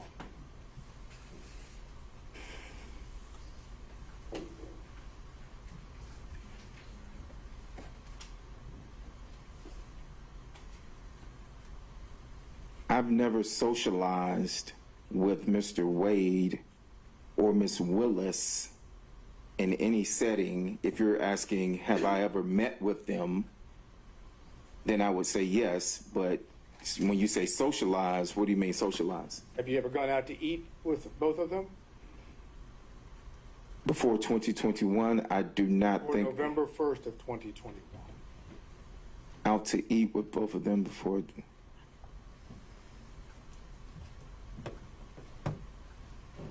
When was she sworn in? I'm sorry. When was she sworn in? There was a dinner before. When she was sworn in that I attended. Shaquille O'Neal was there, so it was like her inauguration dinner. So I'm thinking that's before 2021. So I would say Let's yes. assume for purposes of my question that Yes, sir. that's in early January of 2021. Oh, that is early January 2021. So yes, it would be before November. So if it was January, yes, that dinner would have been in, I'm assuming, January. Okay. And any other time that you socialized, went out to eat, went to anyone's home, you know what socialized is. Exactly. So no, I did not socialize with Mr. Willis. With Miss Willis and Mr. Wade.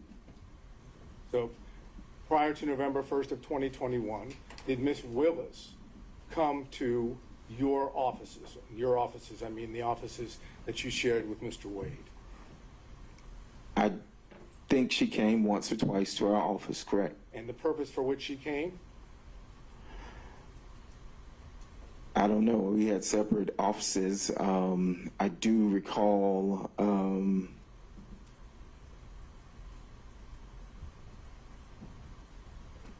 Well, I do recall some type of meeting happening at our office, and I don't know what that was about. I wasn't a part of those meetings. There was a meeting. There were other people there.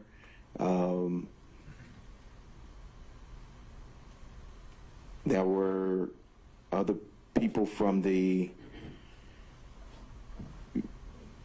I want to say DA's office there, maybe. Okay, let's go back to the basics. Ms. Willis came to your offices, together offices, on a couple different occasions. I recall Ms. Willis coming to my office at least twice.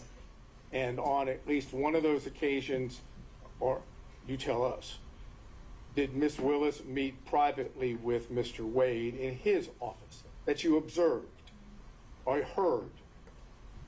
I can't recall. You can't recall. No. Did she ever meet with you in your office? Ms. Willis now. Privately in my office? No. I've never met privately in any office with her outside of signing this contract. Did Mr. Wade, prior to November 1st of 2021, ever talk to you about socializing with Ms. Willis? I can't recall. You can't recall? You're asking me if he ever mentioned to me that he socialized. With Ms. Willis, correct. And I'm saying I cannot recall if he socialized with Ms. Will, if he ever mentioned to me that he socialized. Did he ever mention to you that he ate or went out to dinner with Ms. Willis? Again, time period before November 1st of 2021.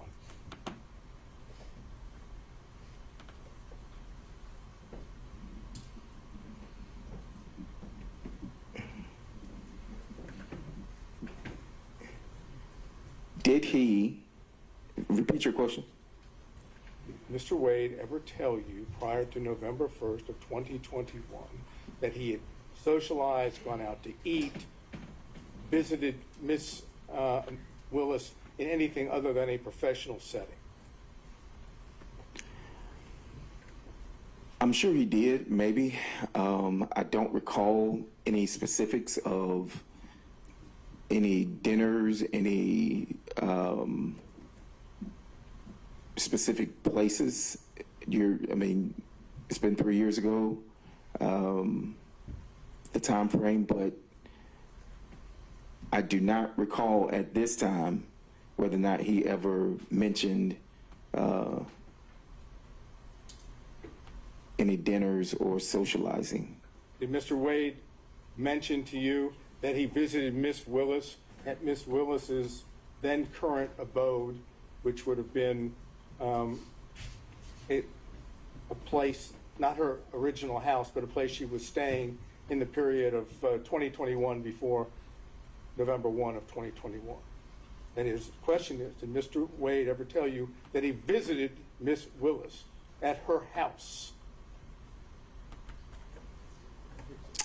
I don't think I can answer that. Yeah, the privilege based on communication with my client, All also right. based on hearsay. Mr. State, if you want to try and rephrase the question, you can, but otherwise that would be sustained. On both grounds or just on the privilege ground? We just, I didn't hear a second ground. What- The hearsay ground. Oh, that would be on privilege alone. Did you talk to Mr. Wade at all about his relationship with Ms. Willis prior to November 1st of 2021? I think he's just laying a record, Mr. Wade. It's okay. And so on those same grounds, Mr. State Allen, all subsequent grounds, apparently the relationship with Ms. Willis in any way is covered by privilege according to this witness. Well, I think the key words, respectfully, Your Honor, are according to this witness. So I'm trying to drill down to see if there are communications that are not within the privilege. Sure. I can. So then we need to acknowledge the privilege in the form of your question, right? You're asking me to ask it as in a way of saying, are there any non-privileged? Essentially. Okay. Did you ever communicate with Mr. Wade prior to November 1st of 2021 about Ms. Willis that was not privileged?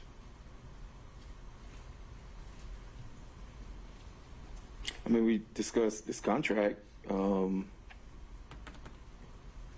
but This contract doesn't help. You have to give me a exhibit number, you please. said before November 2021? Yeah, November 1st of 2021. Before November, this contract for 1/25/21 is before that. So, I mean, we discussed this contract. Okay.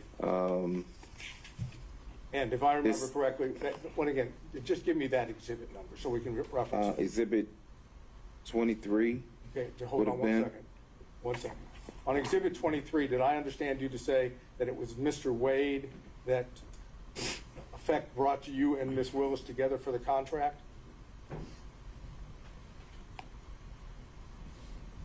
That would be accurate, yes. Okay. And what did you understand was a relationship at that point between Ms. Willis and Mr. Wade, for Mr. Wade to be able to bring you to Ms. Willis for the contract?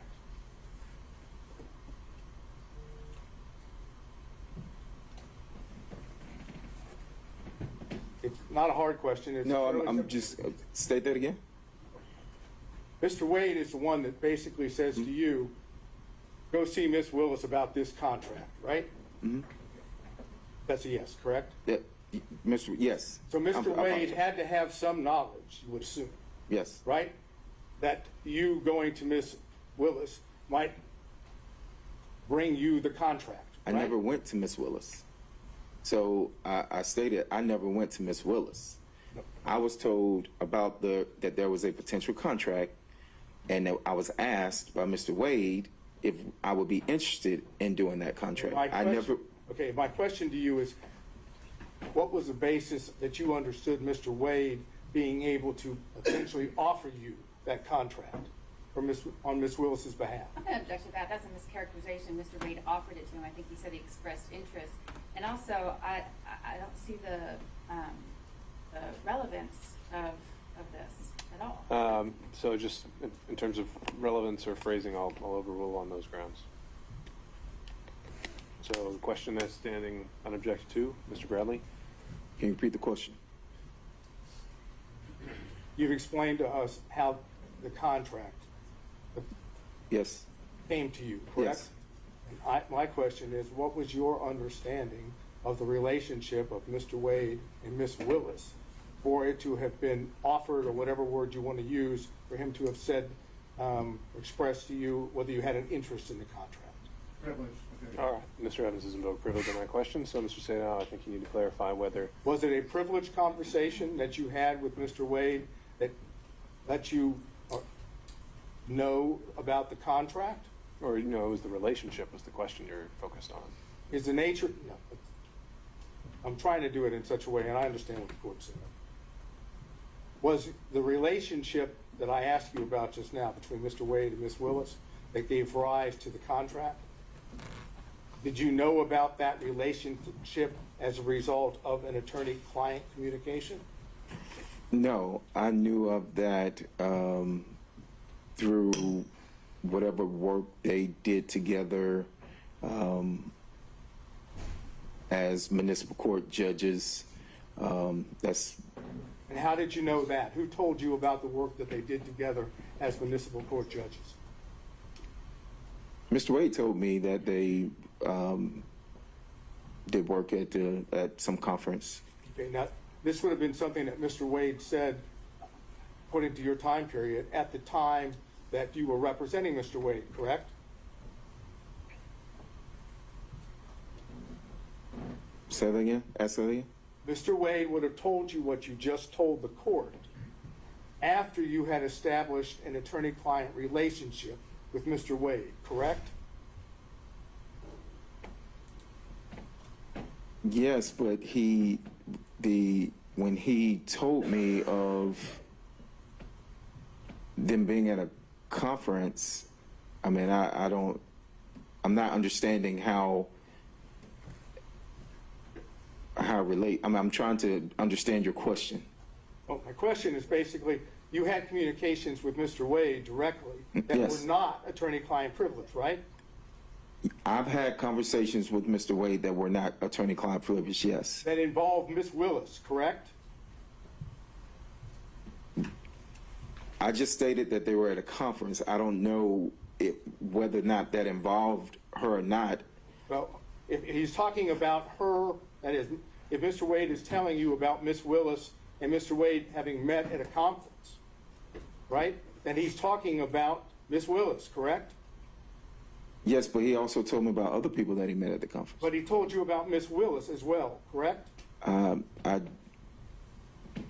think so, yes. So there were communications in which Miss Willis was at least a topic that was not covered by attorney-client privilege, correct? This particular instance, I was told about a conference, and when were you told this? I can't remember the dates of the conference, but it was after. It would have been after the conference. Okay, I'm trying to get just the time period here. After the conference, I want you to understand from the record, I believe we've shown that the conference was sometime in October of 2019. Okay. So could you give us an idea, that being a fact, when you would have had this communication about meeting with Miss Willis at the that is, Mr. Wade meeting Miss Willis at the conference? If that's the conference that they were at, yes, then, I don't know how many municipal court conferences there are. I do know that at the time that I was in the firm, Mr. Wade was, he had some position with the municipal court. Yeah, right now my only question is time-wise, assuming it's October of 2019, when do you tend to remember? What's your best recollection of when Mr. Wade told you about? I can't remember because I didn't even remember that it was October 2019 until you said that. So you don't have a present recollection? I do not remember that, no. Had to be before the contract, though, in January of 2021, correct? That they met? No, that you were told about Mr. Wade and Miss Willis meeting at the conference had to be before. Oh, yeah, yes, it would have been before that, yes. So what other communications did you have with Mr. Wade about Miss Willis that are not privileged? We know of one, about the meeting at the conference. Are you suggesting that that's the only one you ever had about Miss Willis that isn't? I cannot recall any. I cannot recall. You cannot recall whether there were any other communications that weren't privileged?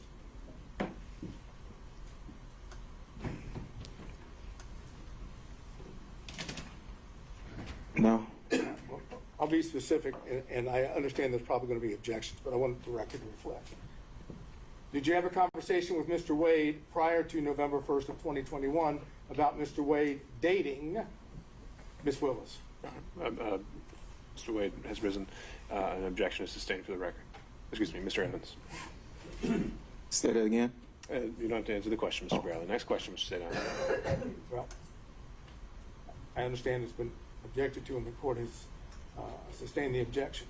Can you tell us the circumstances in which, that is, under which Mr. Wade may have told you about dating? What I want to do is try to figure out if we can, you tell me if you want me, if I can do this. I'd like to know how the communications themselves took place, where they took place, how they took place, under what circumstance, whether he was at the time providing advice or seeking advice. So those are the basics. If I can ask as to all those, but if the court's going to sustain the objection to those, then I don't want to waste your time. And that's something I'll cover in camera. So I'll note the question and the your question for the record, and I'll sustain the privilege objection to that. Okay. All of this prior to November 1st, 2021. Okay? I'm going to show you two text messages. I don't have hard copy. Text message? This is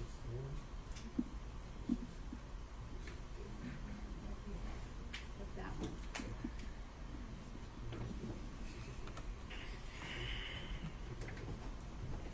That date. When you're-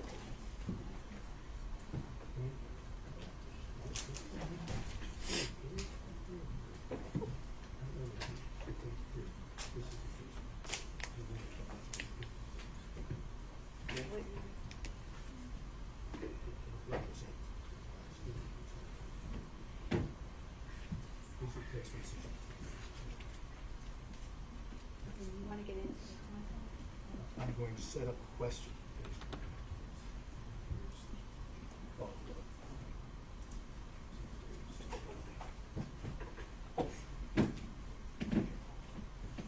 Okay, so I'm gonna have objections. Of course you're gonna have objections, I realize that. I wanna be able to show it to him, and then I'm gonna frame the appropriate question, and then you're gonna object. We'll see where we are.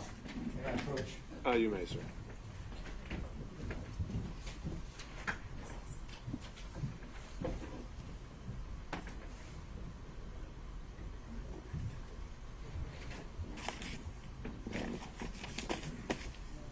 Look at this text message.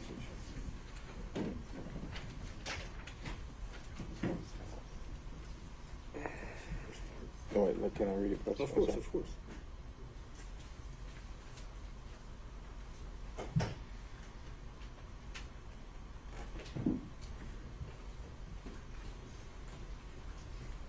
Okay.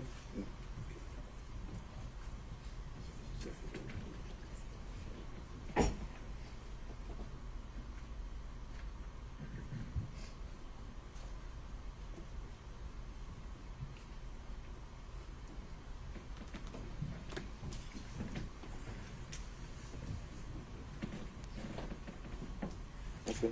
Okay. Kind of hard to object that, and that's the question. I know it's coming. Okay. Then you must be a soothsayer. Mr. Bradley, I showed you two text messages, correct? Both of those text messages occurred on January the 5th of 2024 at approximately 11:56 a.m. Am I correct? I think, yes. Okay. And the text messages would have been between you and Miss Merchant, correct? I didn't see it. Yes, it should be. Okay. And I've shown the same two to prosecution, so we're talking about the same two. In the text message to Miss Merchant, you indicated knowledge of some activity on the part of Mr. Wade, correct? I'm gonna I haven't asked him anything about what the, flag for the court that this is a topic and a specific exchange that Ms. Merchant went into and there were objections that were sustained. All right, understood. Yes. and it's your testimony that the information that you imparted to Miss Merchant in these two text messages is based entirely on confidential communications between you and Mr. Wade, correct? Objection. He's referencing specific knowledge. The specific knowledge comes from Mr. Wade, which is we've already established. Well, no, the question, he didn't get into anything. He just said, are these two text messages about privileged communications? We haven't actually, I don't see an issue there. Yes. And is it your testimony that the knowledge that you had, which you imparted in these two text messages, came from Mr. Wade and Mr. Wade alone? Yes. Is that correct? Yes. Can you tell us when it was that Mr. Wade imparted this information to you? Objection. All right, and I think that, That's what you're going to do. sure, so I'll sustain that on privilege. And I'm going to introduce for the record when we finish these two text messages so that Your Honor has those back there so that you can, Sure, what would they be marked as? what do you have? I have a whole set. Okay.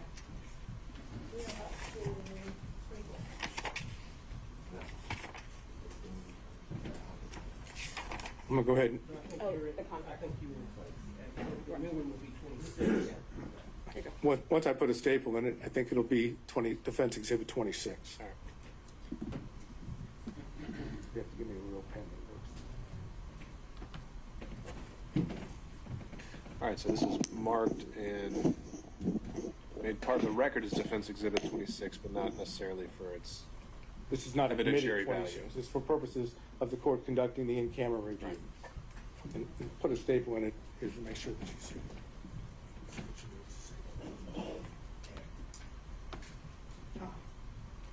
No charge? Nope, it's free. all right, Ms. Sadao, what else? All right, so there was also reference, if I remember correctly, to some email correspondence in which Ms. Merchant sent you the motion that she was going to file to disqualify Ms. Willis and Mr. Wade for your review. Is that correct? That's correct. Okay. And that was sent to you in an email? That was correct. And did you respond to it in an email? I don't think I responded to her in the email. Ashley, do we know? He's responded by text. You responded by text. I'm sorry, I mischaracterized it. You responded by text? If I can look at my text, I can, but I'm assuming I did, but Okay, I'm going to get it for you because Okay. I don't want All there to right. be any assumption. As soon as we have it. Let me show you. This is the email.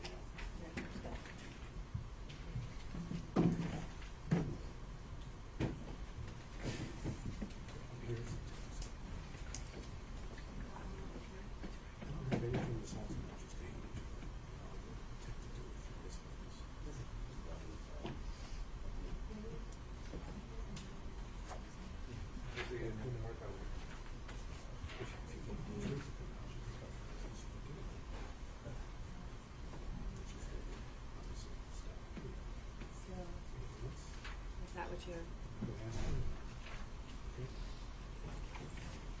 I'm going to show you if I might approach. I made reference to an email that Ms. Merchant would have sent you about the motion she was going to file. If you look at this, does this appear to be the email that you received? It's dated January the 6th, 2024 at 10:25 a.m. yeah, I see it, the email, yes. That's the email that you received. Okay? Along with, obviously, the attachment, which is referenced. Yes. Okay. And then, did you respond to that email within the text message that I've just placed before you? Yes, I said looks good.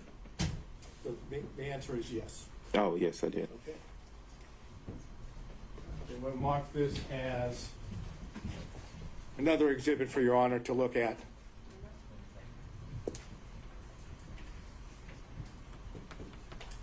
Since you love my tone, can I have some?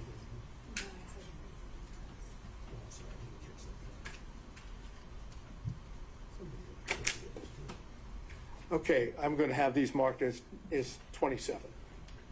Okay? All right, so is it your position that what is reflected, let me hand it to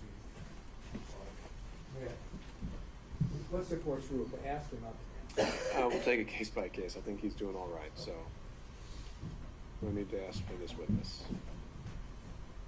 Is it your position that your response, which is the second page of Defense Exhibit 27, is based on a confidential or confidential communications that you had with Mr. Wade?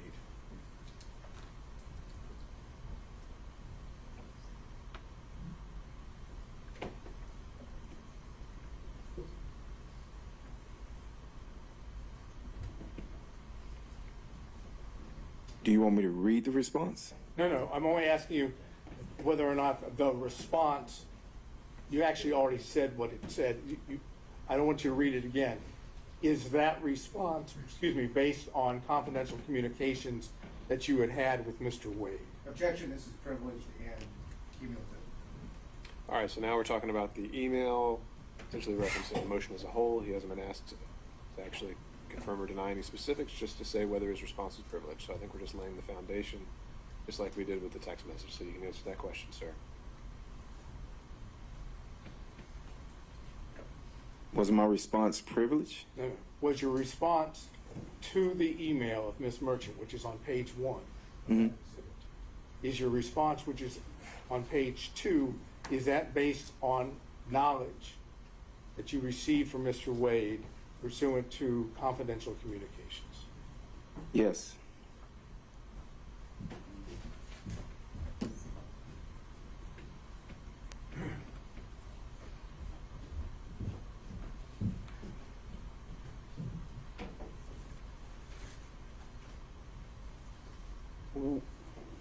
Have you discussed with the district attorney's office this case or your purported testimony? Of my testimony? Yes. No, At all? no, No prep, no conversations, no nothing? no. Have you given your attorneys, for this matter, did you give them permission to speak with the district attorney's office? Well, he can assert his own privilege, but that's kind of crazy. Is there a objection to be heard? Absolutely, this is Okay, privileged. sustained. Stay down. Next question. Do you know whether or not your attorneys shared privileged information with the district attorney's office?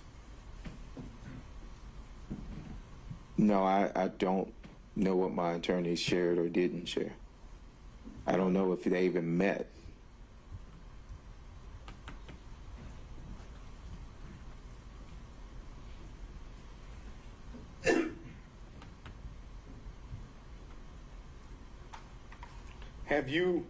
Last question, have you spoken to Mr. Wade prior to today? No, actually, withdraw that. You're no longer in the same partnership or fee-sharing arrangement with Mr. Wade, correct? That's correct.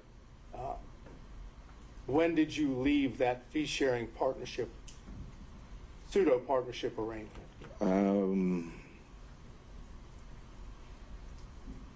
I don't remember the hard date, but maybe sometime like July, August of 2022, I think. Okay. And what was the reason for the partnership or the fee-sharing arrangements? What caused the separation? I wanted to leave and go out on my own. And that's the only reason? I wanted to leave and go out on my own, yes. I understand, but that was the only reason. There wasn't any suggestions or allegations of any form of misconduct on either part, either on your part or Mr. Wade's part, correct? Misconduct of what? Trying not to get into specifics. Was there any allegations made of suspected misconduct on your part or on Mr. Wade's part? That's a fairly simple question.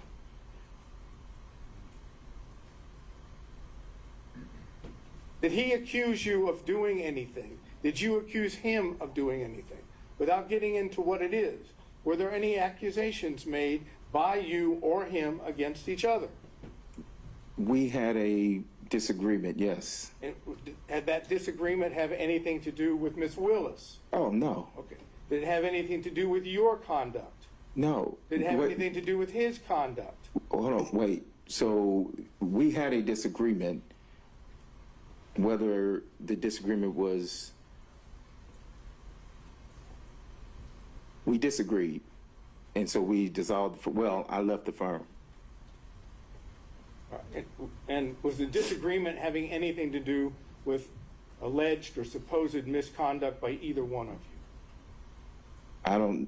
If you define misconduct, I'm telling you we had a disagreement, and Just tell me what the disagreement was then.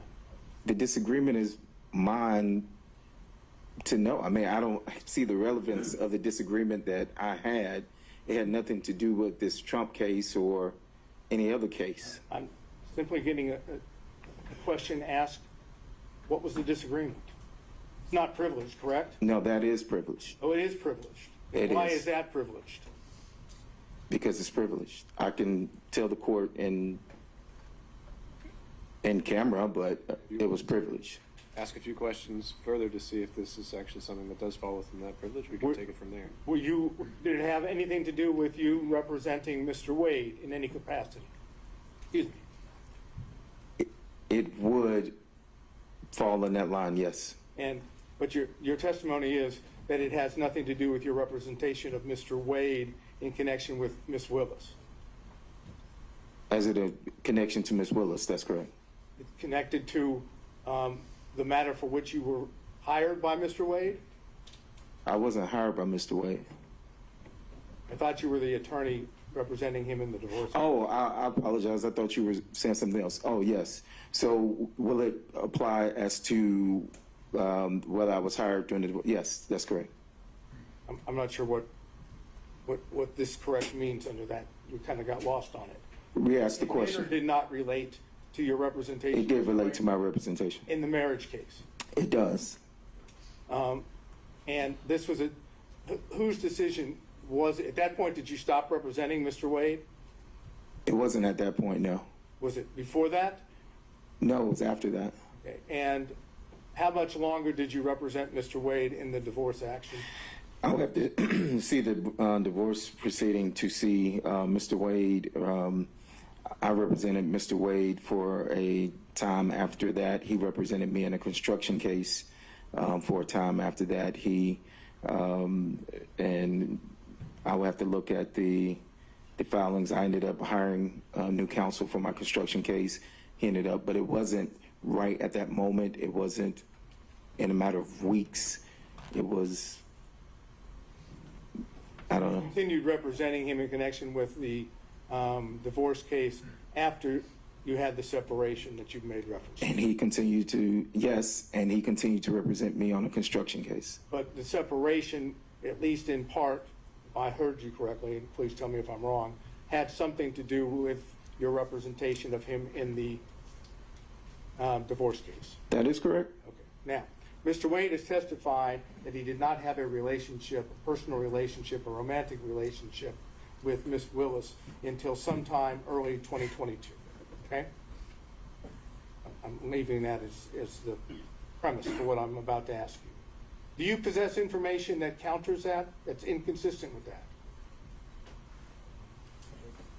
Any information Mr. Bradley has would be privileged, Your Honor.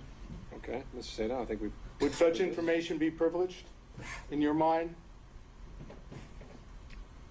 I think this has already been asked during Ms. Merchant's direct, so we're covering the same ground. So I'll sustain that.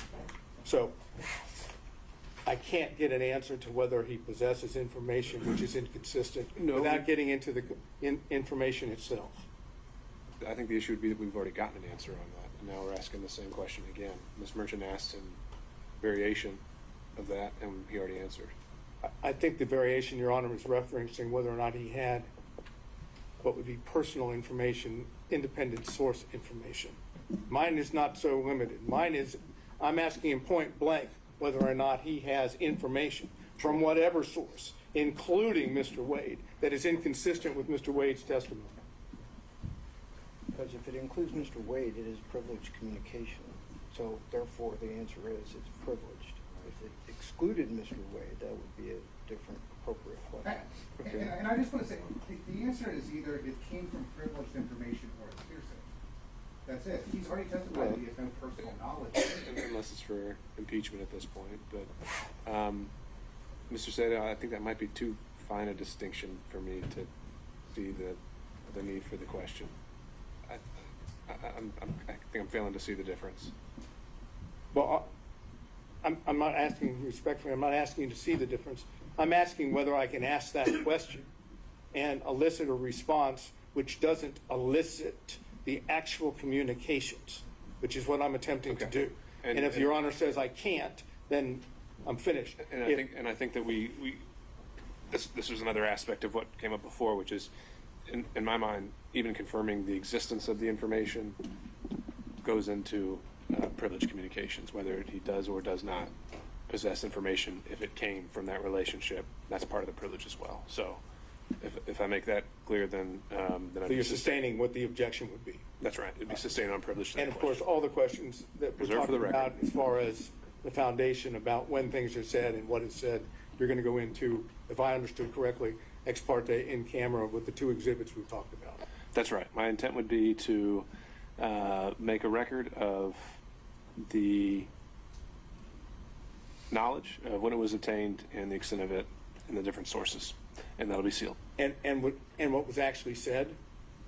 That's right.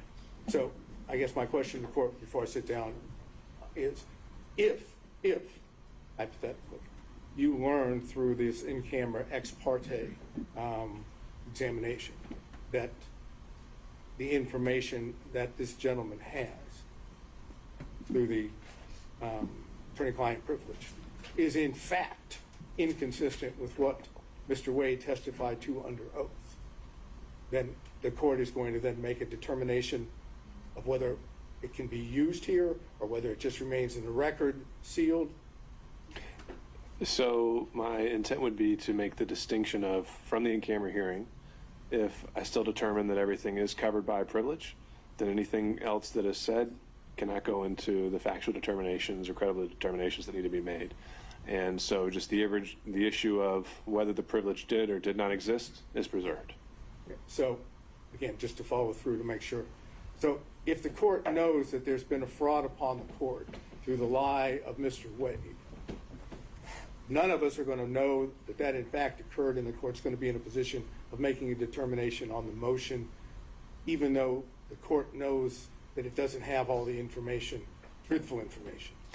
I'll take a closer look at the case law you provided to see if that is actually a variation of the crime fraud exception.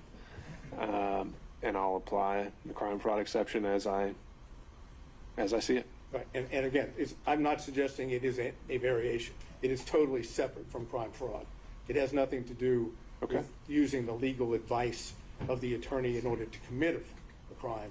It's you go ahead and commit fraud or lie to the court when you fully know that someone, your attorney, has information which is counter or inconsistent with what you've testified to. And to that end, Mr. Sadout, that is something that you can, I mean, I've got this case from Ohio, but if you can find something more on point in Georgia before we schedule Other this for than the one argument. I gave you, The Coca-Cola one? the 1935 case. The Atlanta Bottling Company? I don't think I went that far. I think it just kind of said the sword and shield language, and it didn't go so far as to say that there's this alternative theory about fraud upon the court. But we can flesh that out in our research. I appreciate it. Thank you. Okay.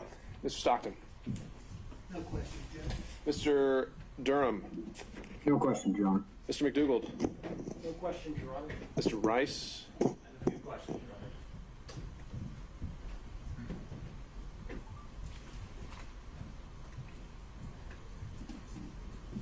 Your Honor. Mr. Bradley, you were counsel for Mr. Wade in the divorce case when the interrogatories were initially served on opposing counsel on or about December 27th of 2021, correct? That's correct. And you were also counsel for him when the amended interrogatories were served on May 30th of 2023, correct? That's incorrect. So you ceased representing him sometime before May 30th of 2023. That's correct. At any point during the divorce proceedings, was a pleading filed with the court or a paper served on opposing counsel that purported to have your signature that you were not the one that signed or authorized your signature on it? Say that again? Did anyone sign your signature without your authorization on any pleading or any other paperwork served on opposing counsel in the divorce proceeding? I don't think so. If you have the documents, I can authenticate my signature. And you have testified that you also practice criminal law and divorce law and perhaps other types of law as well? That's correct. And are you aware that OCG 16-6-19 defines adultery as a misdemeanor crime in the state of Georgia? If you say so, yes, sir. Go ahead. Okay. Judge, I would ask the court to take judicial notice of that. For what relevance? Judge, I think it does go directly to the crime fraud exception. Because if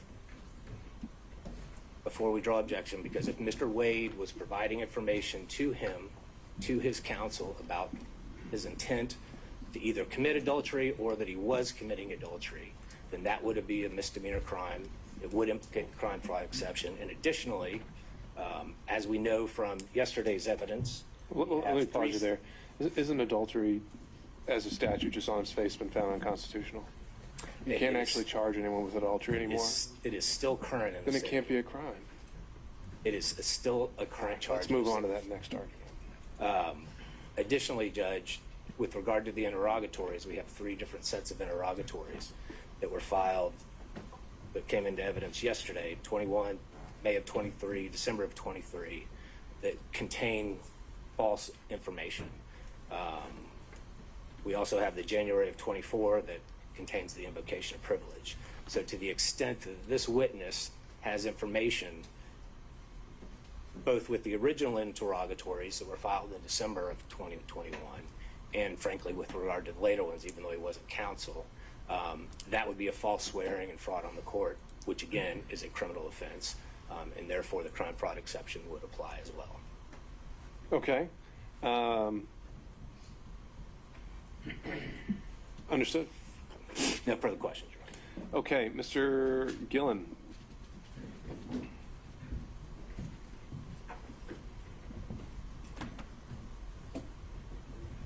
Good afternoon, Ms. Bradley. Good afternoon. Been a long day.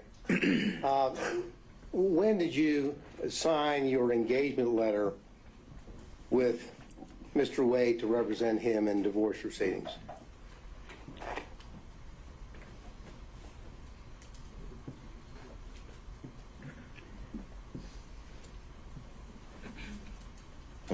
It would have to be 2017, 2018.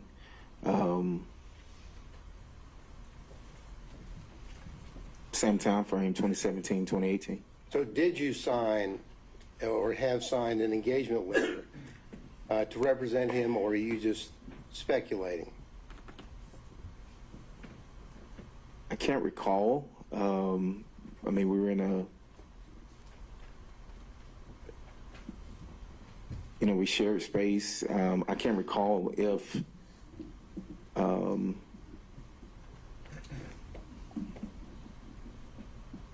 there was a contract or if there is a contract. I think there is a contract, but right now it would be speculation.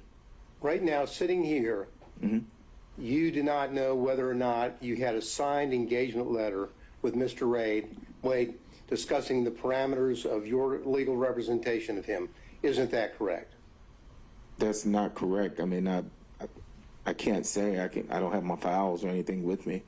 Well, sitting here, you do not have specific recollection or knowledge that you even had an engagement letter to represent him. Isn't that right? I think I had an engagement letter, but I do not know specifically if I had an engagement letter. Well, when did you open a file? Did you open, when you represent someone, you open a file in your office? And when did you open the file on Mr. Wade? I am going to object to the relevance of this line of questioning. There has been no dispute from either the attorney or the client that there was an attorney-client relationship. And so I object to the relevance of the circumstances under which that engagement began, because as Mr. Gillen knows, that's not a factor in determining whether there was a true attorney-client relationship. Well, Your Honor, it's not just up to Mr. Wade and Mr. Bradley, it's up to the court. I agree with you there, Mr. Gillen, and so I'll give you a little bit of leeway, but I don't think we could spend too much time on this. No, so okay, we'll see. Your Honor. Now, did you or did you not open a file in your law practice with Mr. Wade's name on it, yes or no? Yes, I had a file with Mr. Wade's name on it. When did you open that file? I'm assuming 2017, 2018. I can't tell you the exact date. I've said that 3 or 4 times. Well, let's approach it from another angle. When is the first invoice that you sent to Mr. Wade for your legal representation? I didn't send him an invoice in that capacity. So what we have here is you're not knowing whether you even have an engagement letter. You don't know whether you actually even billed him, correct? I represented Mr. Wade. I signed the documents that we filed. I filed the documents. There's depositions that I had with the divorce attorney that was representing his wife. I'm sorry, sir, that's not my question. Okay. My question is, did you bill him in your capacity as the lawyer that you're telling him? I don't recall. As a matter of fact, did you have any invoices where you billed him on an hourly basis? I don't recall. And the answer really is no, isn't it, sir? I don't recall. And the reason why it's no, isn't it, is because what happened is that you and Mr. Wade were in a law practice together, and it was a very small work environment, correct? It was a work environment, yes. A work environment where you and him would meet and talk literally every day, correct? Not every day, no. Well, almost every day. Not almost every day. I stated earlier that I ran one side of a practice. Mr. Wade did, and we rarely were there at the same time. I stated that earlier today.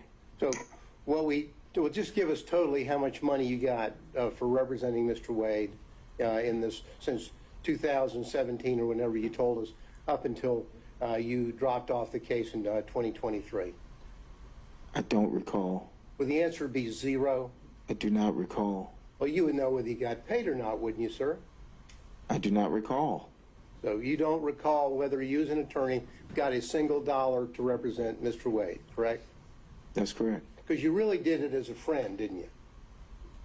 No, I did it as an attorney. Well, an attorney that wasn't being paid. You were doing it pro bono for a friend, weren't you? I'm going to have to ask me answer. All right. So I'm going to sustain that, Mr. Gillen. I think the law is clear that money doesn't even have to change hands for that relationship. And I'm making a finding based on the evidence that's already been presented, namely the fact that he signed pleadings, attended depositions on Mr. Wade's behalf, that attorney-client relationship did exist. Well, at some okay, point. Your Honor, I was just laying the foundation to the circumstances in terms of the non-billing from the 2017 period and whether there was really an attorney-client privilege there. That's what I was trying to do. Okay. If the dispute is just when it occurred, you can try to hone in on that. But the questions I've heard so far are more from a you were never paid ever. It's from a overall angle. Well, from 2017 until November of 2021, you didn't receive a dollar from Mr. Wade for your supposed or your representation of him, correct? I don't have the file in front of me, and I do not recall. Okay.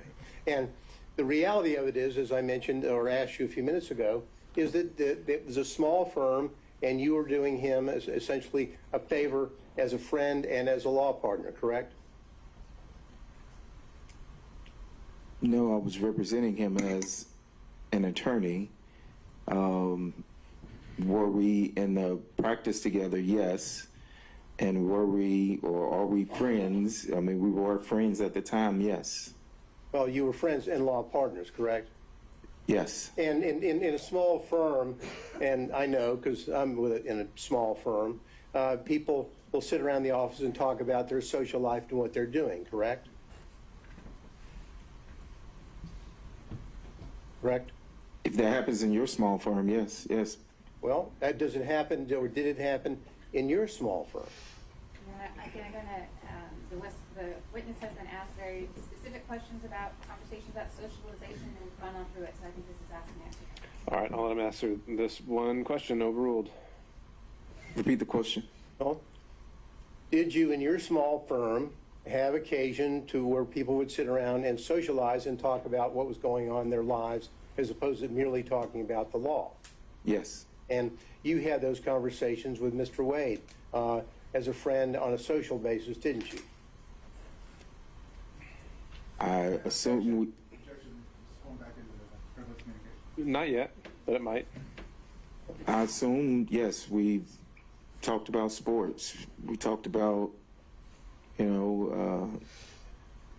sports a whole lot. You talked about life and about what was going on in your life and what was going on in his life, right? Right? Sometimes, very rarely, yes, sometimes. And that is what you do in a small work environment when you know people very well and you do favors for them, correct? Again, I'm going to object. Yeah. All right. Sustain. Next question, Mr. Gillen. Now, in that capacity, didn't you have discussions with Mr. Wade about what was going on in his social life that had nothing to do with him asking you legal advice?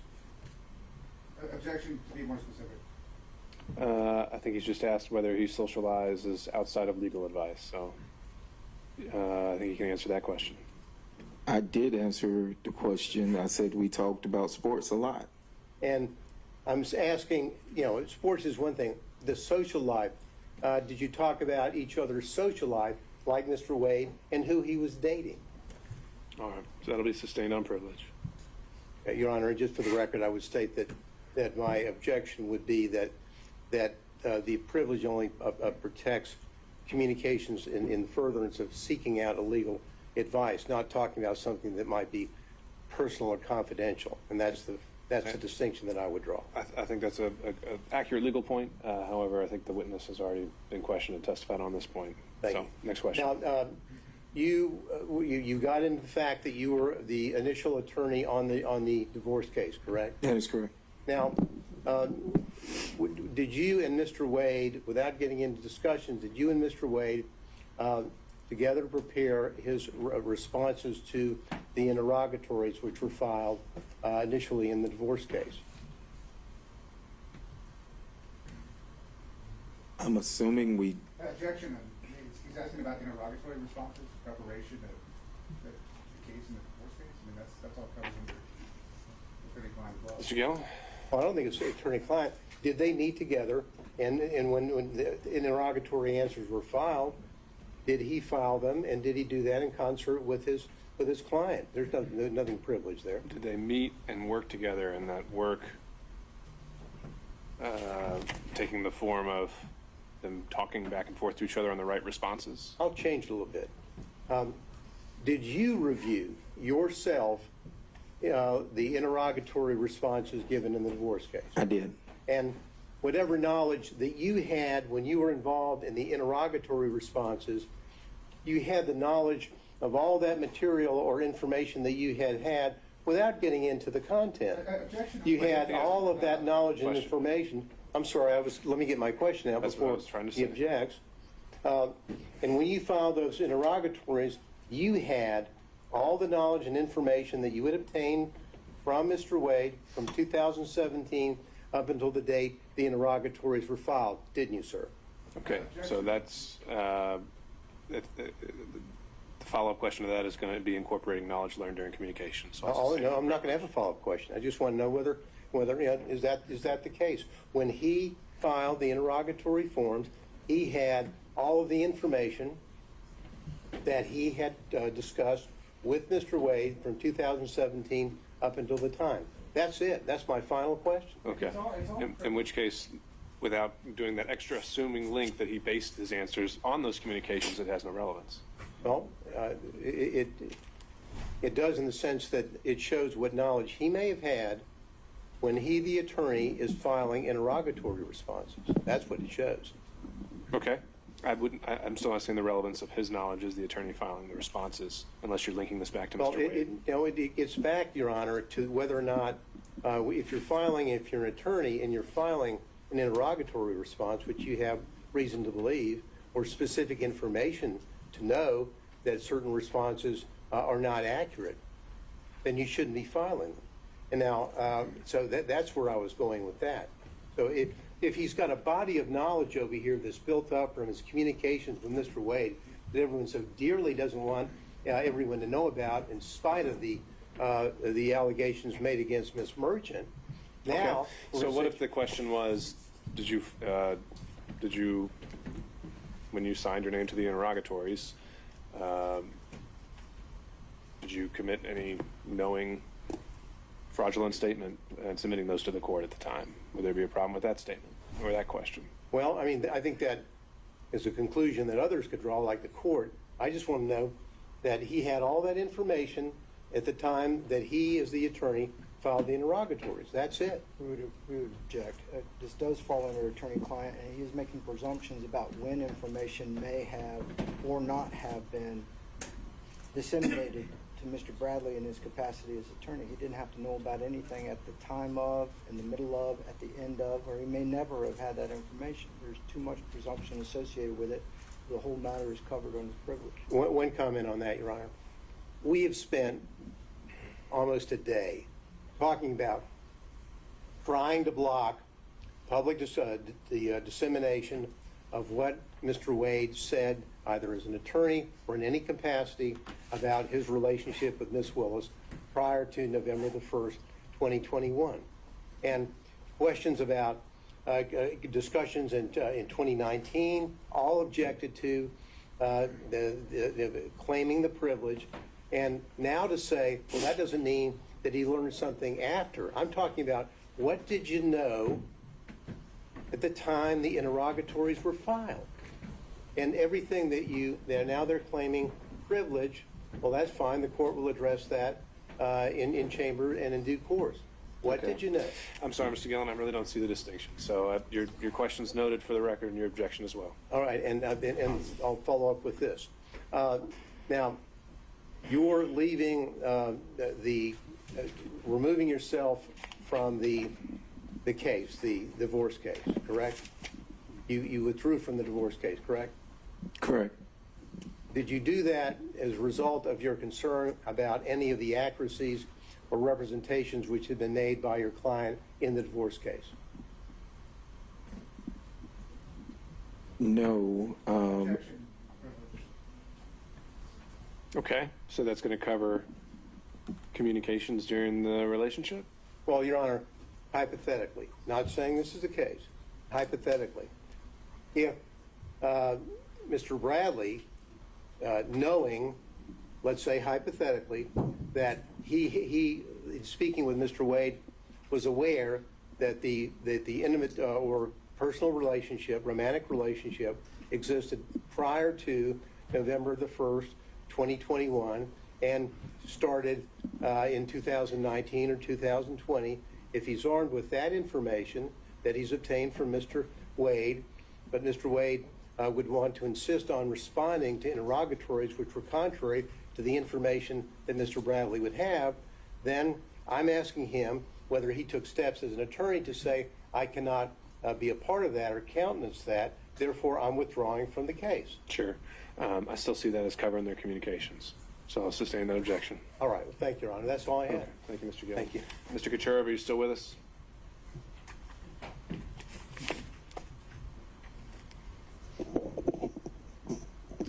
Anyone on behalf of Mr. Floyd still joining us? All right, moving on. Mr. Cromwell. Two brief questions, Your Honor. I think everybody's exhausted with this line of question, right? We're going, Mr. Bradley. When did you withdraw from Mr. Wade's divorce case? I don't have it in front of me. I don't have the Can you give file. was it sometime in 2023? No, it would have probably been, well, 2023. See, I left in 2022. It could have been anywhere between July of 2022 and maybe December of, it wasn't, I don't have the accurate date, but it wasn't when I left, and it wasn't. Make it easier for Okay, you. all right. You were not his divorce lawyer at the time the interrogatory responses were filed in May of 2023. Is that true? Oh, no, I was not. Okay, yes. And as of today's date, Mr. Wade is still a married man. Would you agree? I haven't kept up with the divorce proceedings, but I think they're still open. Okay. So, and if they're still open, that means he's still a married man. Yes, that's correct. So if the fact that in a pleading there is a reference to the marriage is irretrievably broken, that doesn't mean the marriage ends, does it? I guess you have to ask the judge that's handling the case. Well, it doesn't end until there's actually a divorce decree signed by a judge. Would you agree? I would agree. All right. Thank you. Okay, Ms. Cross, were you taking? I am, Your Honor, I'm going to have a minute. My cross-examination might be a long one. So we can go for about an hour and a half. I have just a 5-minute break. Sure. All right, we'll be back in 5.